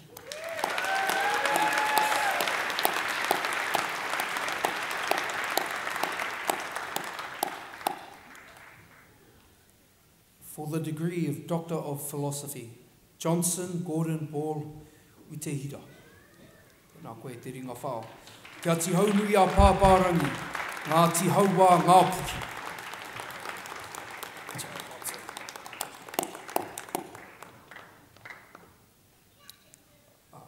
Kua nui atu te whakamahi i ngā tohu Māori i roto i ngā ahumahi huahua. Ko tātā kuta Utehira nei, he tūhura i ngā mahi toi Māori o i aia nei. Me te aha anō kia waihanga tikanga mō ngā mahi huahua Māori o aia nei. Nā te waihanga tikanga nei ko te tūmanako ka tāia e ngā kaihuahua Māori te mahi toi, te mahi huahua, te whakamahi kia whaihua ai te whakawhiti mātauranga, whakawhiti whakaro, me te whakawhiti uara e hira ana kia ngai Māori.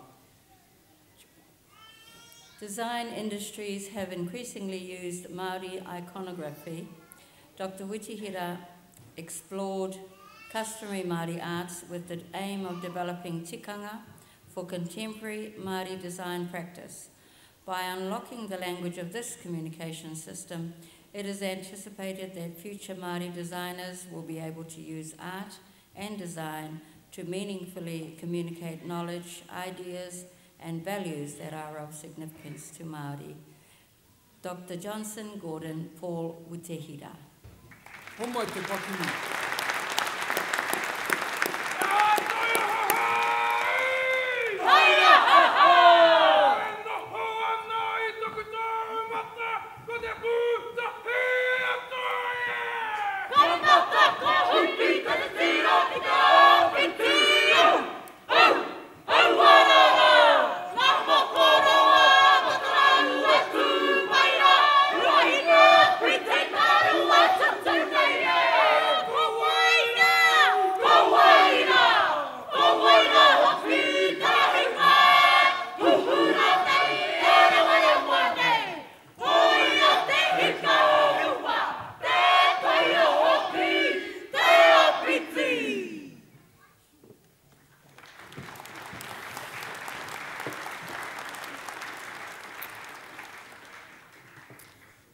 For the degree of Doctor of Philosophy, Akushla Deanne O'Carroll.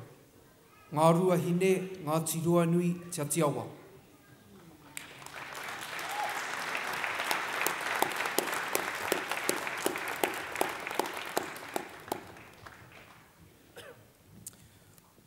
Ko tātā kuta o Carol, he rangahau i ngā maniore i wainga i te Māori, nōna ka eke ki ngā wāhi mariko tūhura ai.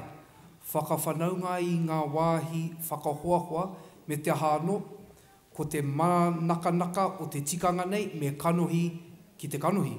I āta tirohia ki te rangahau, i ngā mānuka a te Māori e kawea ake, kia aratakina paitia ai te whakamahinga o te kōtui pāpori mā te ipurangi i te horopaki tika, i runga i te mātāpuno nei, te kanohi ki te kanohi me te oranga tonutanga o te marae.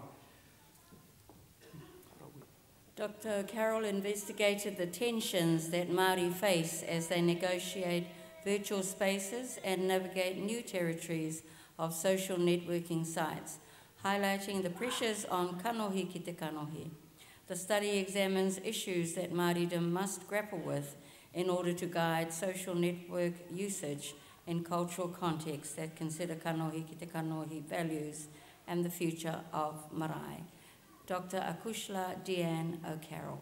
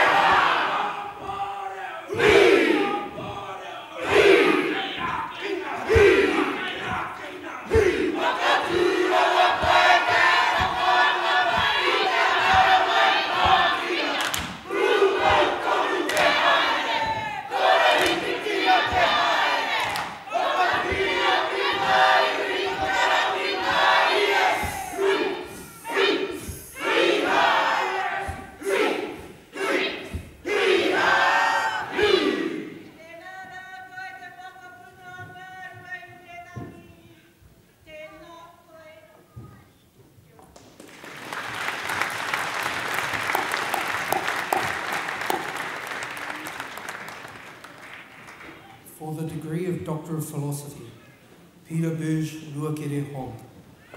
Taranaki, Ātironi, te whānau akari. O mai rā te pakipaki ni mo te pā.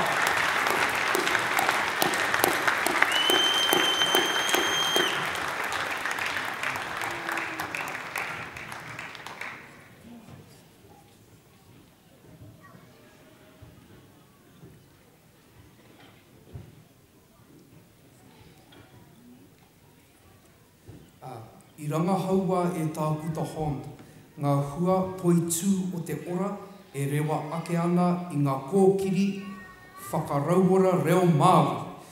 Ka tōhua e ia ki tēnei rangahau te kupu hāpuri ko rero rero. Hei whakaari i ngā kano rōpū e hautū ana i ngā takiwā rūmaki kia tinana ai tō rātou tuakiri take. Ko te huinga mai o ērā tū hāpori, te iho e tutuki ai ngā aronga nui ki te whakarauora reo. He mea tautoko hoki I te oranga matua o tō te whānau whakatau. Dr. Hon investigated sustainable health outcomes facilitated by Māori language revitalisation initiatives.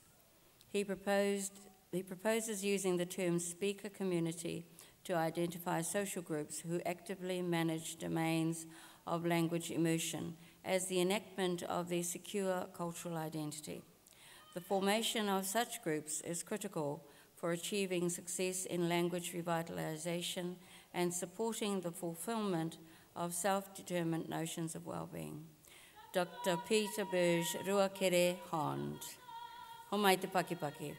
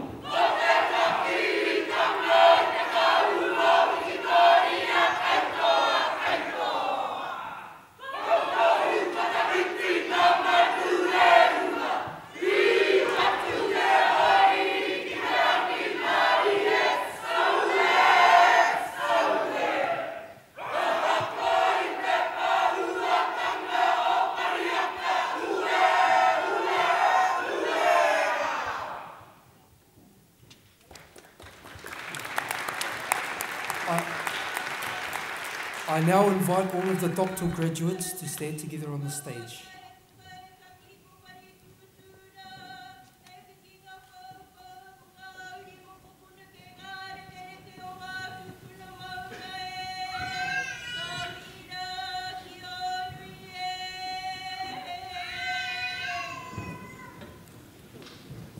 I now invite all of the doctoral graduates to stand together on the stage. Ki mua nei.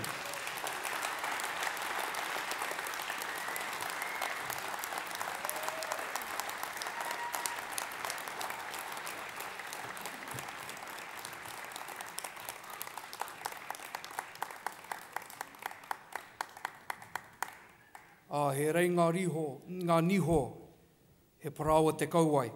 E te iwi, homai anō te pakipaki mo ngā ihu one one nei. Ko eke ki te kōmata whakahi o te wānanga.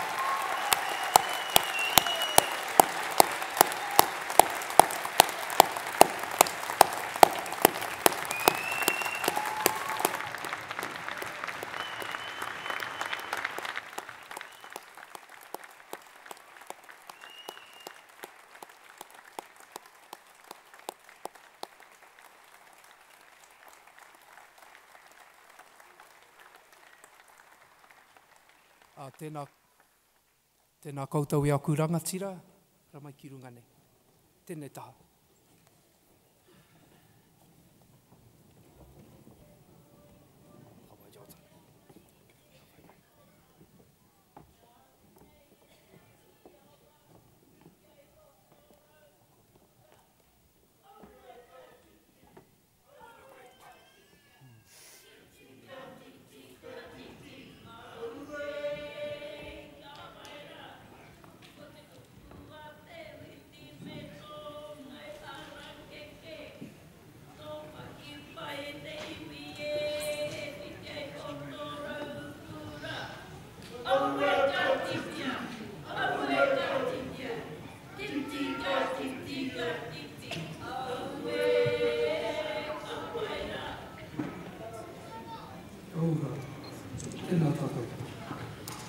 At this time, I would like to invite Dr. Selwyn Kātene, the Assistant Vice-Chancellor, Māori, Pacifica and New Immigrants to share his closing remarks with us. Tēnā tātou e te whānau. I've got to write this down. Kia ora koutou. Ana mi kia koutou, kia hui mano tātou a taimā nei tēnei wā. No reira, rangatira mā. Koe mā koro mā. Tangata whenua rangitāne. Nau mai hara mai. Ki te kuringa ki Puruhuroa. No reira, kia ora no tātou katoa. Well done, graduates. All of you, not just the doctorates, those who've got doctorates, which is really the pinnacle of university achievement, but also all of you, right throughout the whole week. It's been a great week. It's been a great day and a great opportunity for us to meet here today to celebrate, to augment the formal ceremonies which have gone on over the past several days, and to be here and bask in the enjoyment of the occasion. First, let me acknowledge our esteemed colleagues on the stand here. I have to say we've had a wonderful day today. We've had some great speakers and great actions which has come through song and dance.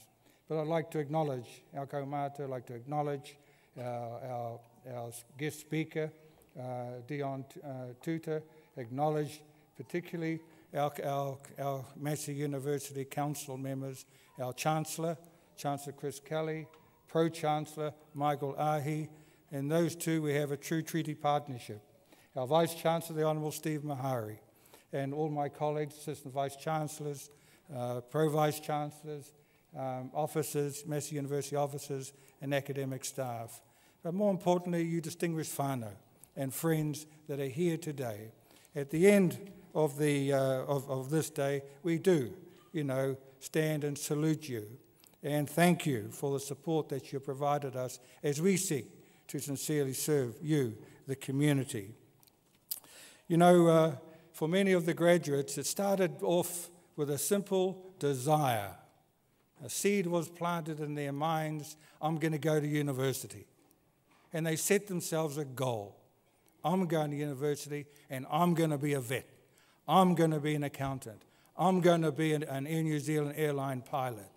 And they pursued that dream, and it became reality, notwithstanding the triumphs and tragedies, notwithstanding the ups and downs. They stuck it. They stuck to it. They persisted, and they were self-motivated. It took a lot of motivation to get through those important formal years. But with your support, with the support of family, with the support of friends, of communities, iwi, the university, that really is what I see a template for future success. How can you go wrong when you've got that strong desire, that passion to succeed, which is exemplified in a goal? You are motivated to achieve that goal, and you've got the support required to get you there. You can't beat that. The High Commissioner of India today, Ravi Thapa, said principal goal in life is to maximise and sustain our moments of happiness. And surely our future success is dependent upon what we do. But today more so than ever, education is a showcase here today. Education is becoming the key to a happier, to a more prosperous life, and the best means by which we have to address the pressing challenges which addresses on a daily basis and helps us take advantage of what opportunities may accrue to enable us to meet those challenges. So education, as you've seen today, exemplified by these great graduates from Massey, it shows that it is the great engine of personal development. What greater development can you see in your own eyes than the development of these people when they came to Massey and now as they move on in their journey? What great development that they've experienced. But it really is about making the most out of what we have, more so than what we're given. That really separates one person from another. And education has proven time and time again. So many of you younger ones that are here who are looking at what you're going to be doing in your coming years, think education, think higher education, and just do it. The old Nike commercial. But it is a powerful weapon. It is a powerful weapon to effect change. And change is constant. We have to continually change. The world is changing around us. And whatever we do, our whānau life, our community experiences, our own personal development, our experiences throughout our working life, is dependent upon how we adapt in order to take the best advantage of those changing circumstances. And all around us, change is happening. New Zealand's place in the world is changing. A new Aotearoa is emerging, and Māori starting to carve out futures for themselves, confident in the knowledge they've got something unique and important to offer the community, to offer their tribes, to offer their people, to offer the world. And really you can see today how many are aspiring to break new ground, to promote new ways of working, to develop along the lines of being able to work together in different ways and to promote a distinctive and valued Māori worldview of doing things. And so we're living in challenging times. And one of the key things we have to remember now, graduates, is how do you cope in challenging times? Well, how do you succeed in challenging times? Well, it cannot just be through being culturally equipped and academically equipped or technically equipped with the right skills. But you've also got to be innovative and creative. You've got to be connected. And it's about inspiring others and uplifting them and elevating them to do things.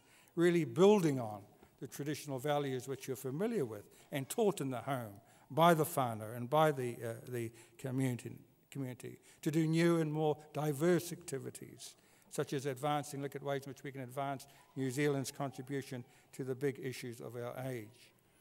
And if Massey's past record is anything to go by, and you saw the great alumni and our guest speaker, Dion Tuta, today, if people like Dion and many others who have come through these hallowed walls of Massey is anything to go by, among you graduates will be many of the leaders, the innovators, the visionaries of the 21st century who are and will continue to make an impact throughout the country, throughout New Zealand, and help shape the new New Zealand, the new Aotearoa, and in order to take the best of what New Zealand's got to offer to the world.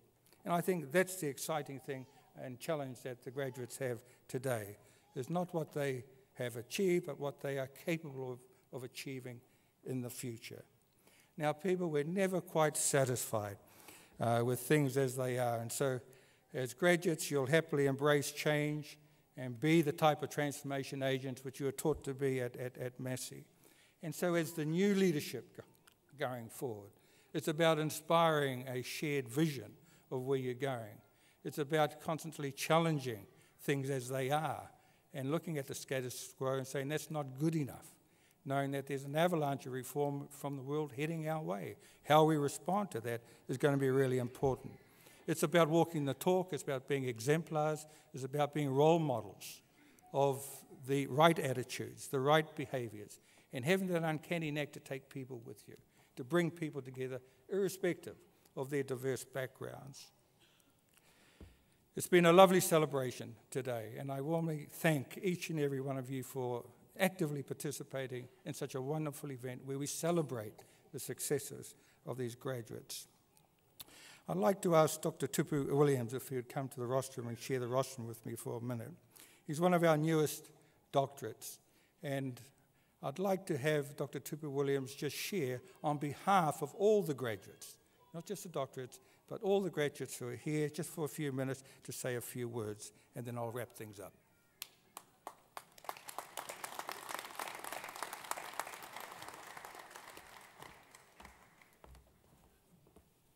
Ki mai taku manu, ka ke mai taku manu, ki te taho tuai nui, ki te taho tuai roa, ka tū te rupe ki tai, ka whakakiki, ka whakakaka, nau mai, ahu mai.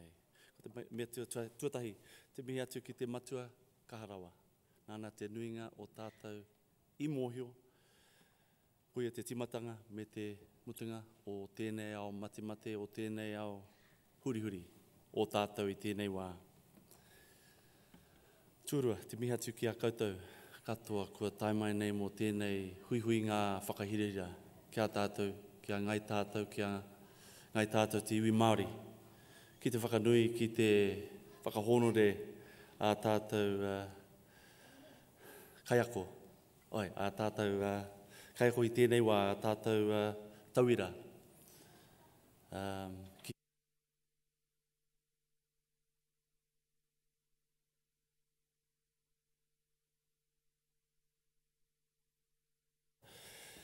Mō te rōpū nei, he ka mau te wehi. Ka hari, te kōme te ngākau kia kite atu a koutou, ngā teina, ngā tuakana, ngā whanaunga tata, ngā hoa tata, kia tātou tangata, ngā tangata ka kaipōta I tēnei wā, he honore nunui tēnei mōku, ki te tuatu, ki mua I te aroaro te tangata I tēnei wā. It gives me great pleasure to have this opportunity, and I thank Dr. Kātene for this privilege, pleasure, and distinction to speak on behalf of our amazing people, our amazing graduates at this time. I know the heartache, the joy, the pleasures that being a student is. And nothing gives us more joy than, I know, to have completed our degrees. Sometimes it's taken 1, 2, 3, 4, 5 years, but hei te mutanga, he mea pai, mo te katoa o tātou. It's just been absolutely amazing for every one of us, and I'm just so privileged, so pleased. It gives me so much pleasure to be amongst these people here that have dedicated their time, talents, and also to you people, to the family, our families. Sure, we stand up here and share the spotlight together, but bottom line, it's your spotlight too. You've given up your yesterdays for our today, but this is your spotlight too. I'd like to, just at this point, congratulate the university on behalf of the students, and I'm sure you too, for the 50 years of impressive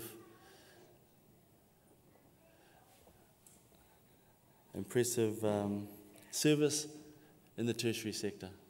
As we've heard, it's been 50 years. What an amazing milestone for an amazing university that's ranked up in the world leaders of tertiary education providers. And in particular, for me,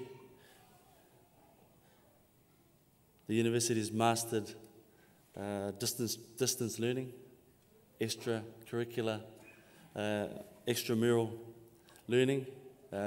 In my time, it started off by mail. Obviously, now everything's online and operating as quick as ever. And if it wasn't for the university's foresight and strategies to perfect that system, people like me wouldn't be standing here now, because I too was one of the thousands and thousands of New Zealanders around the country that relied on extramural or the extramural stuff to give us the opportunity to further our educations, and that's something unique, something special that we know that Massey University is renowned for. And just a note too to Steve, I like the idea that you don't want to teach the Māori out of our Māori, because it's significantly important that we retain our Māoriness, that we are proud to be Māori, proud to know what we know, continue to do what we do in terms of tikanga and those sorts of things in relation to who we are. Just a word of advice or word of counsel or word of to our graduates and you two out there. We need to not to ever underestimate the role models we can be for our families. Be the very best you can. There's a couple of whakatauki I had. One in particular goes like this: e hara, haurua pai, e hara i te pai. Half pai was never ka pai. And I mean, when you sort of apply that and sort of look at the higher order of that, then you start getting things like kia whakapau kaha, which means 100% effort, 100% of the time. 100% effort, 100% of the time. So I leave those thoughts with you at this time. Kia ora koutou katoa.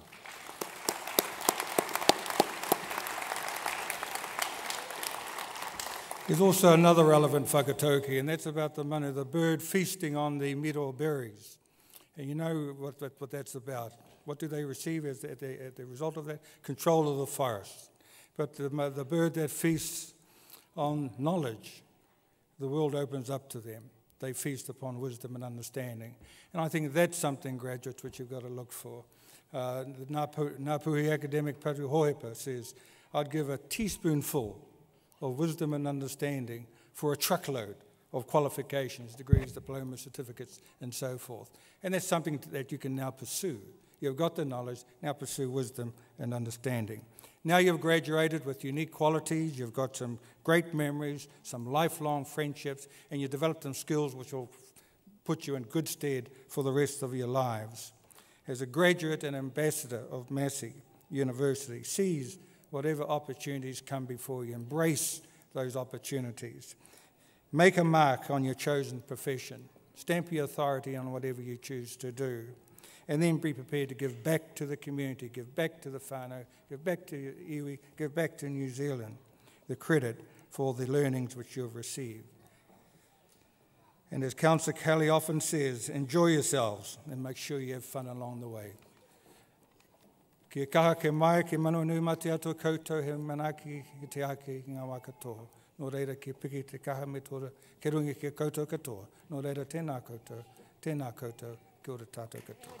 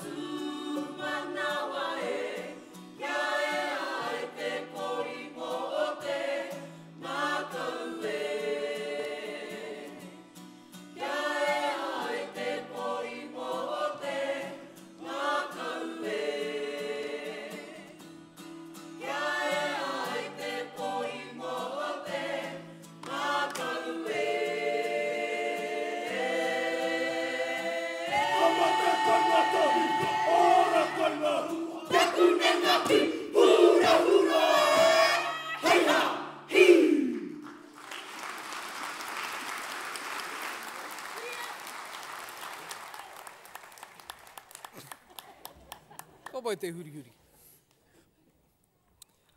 Tēnā tātou e te whare.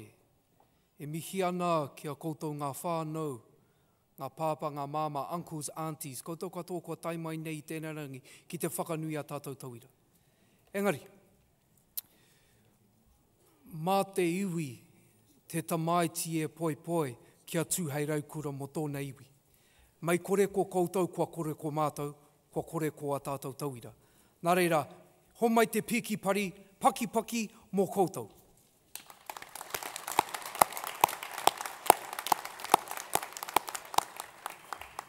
Ana. We will conclude the ceremony with a himene and karakia. After the karakia, we will commence the procession out of the theatre to the University marquee in the square. At the marquee, there will be time to mihi tu whānau to friends, fellow graduates and staff. E hoa mā, please do not stay in our foyer, kei ki rawa, because it will become very full very, very quickly. Rather, save catching up until we've moved through to the square. I'm unsure of what our weather is like at the moment. It seemed to be okay earlier, but if it is inclement, we will... Kei te wātea. I'm getting a simple no. Kara kei te wātea? Oh no, kei te toi ia ki te te atu. If our weather is poor, we will travel on the sidewalks below the covered walkways. If not, ki runga i te huarai. Now, tonight, Manawatū will be holding a function at the China Inn at Broadway, starting at 9 p.m, 18 years and above only. Tātou e te whānau. Kia ora rā. Please, following the karakia, we will stand for the karakia. After the karakia, te piringa will lead the official party outside. Tēnā tātou? Ka himene tātou. E tū.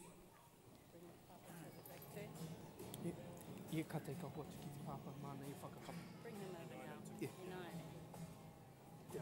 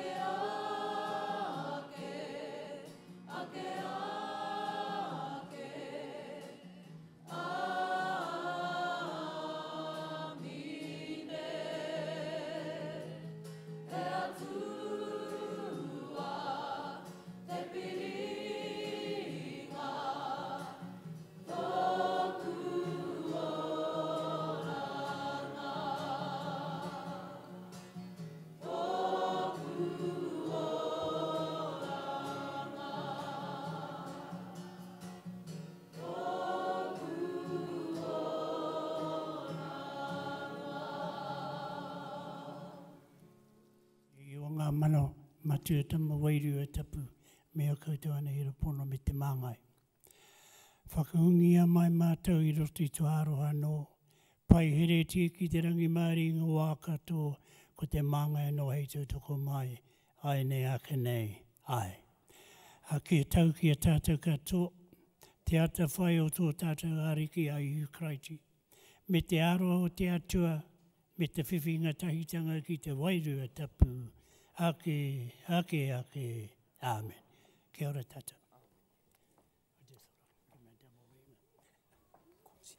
Please remain standing as Te Piringa leads the official party, guests and graduates out of the theatre to the marquee.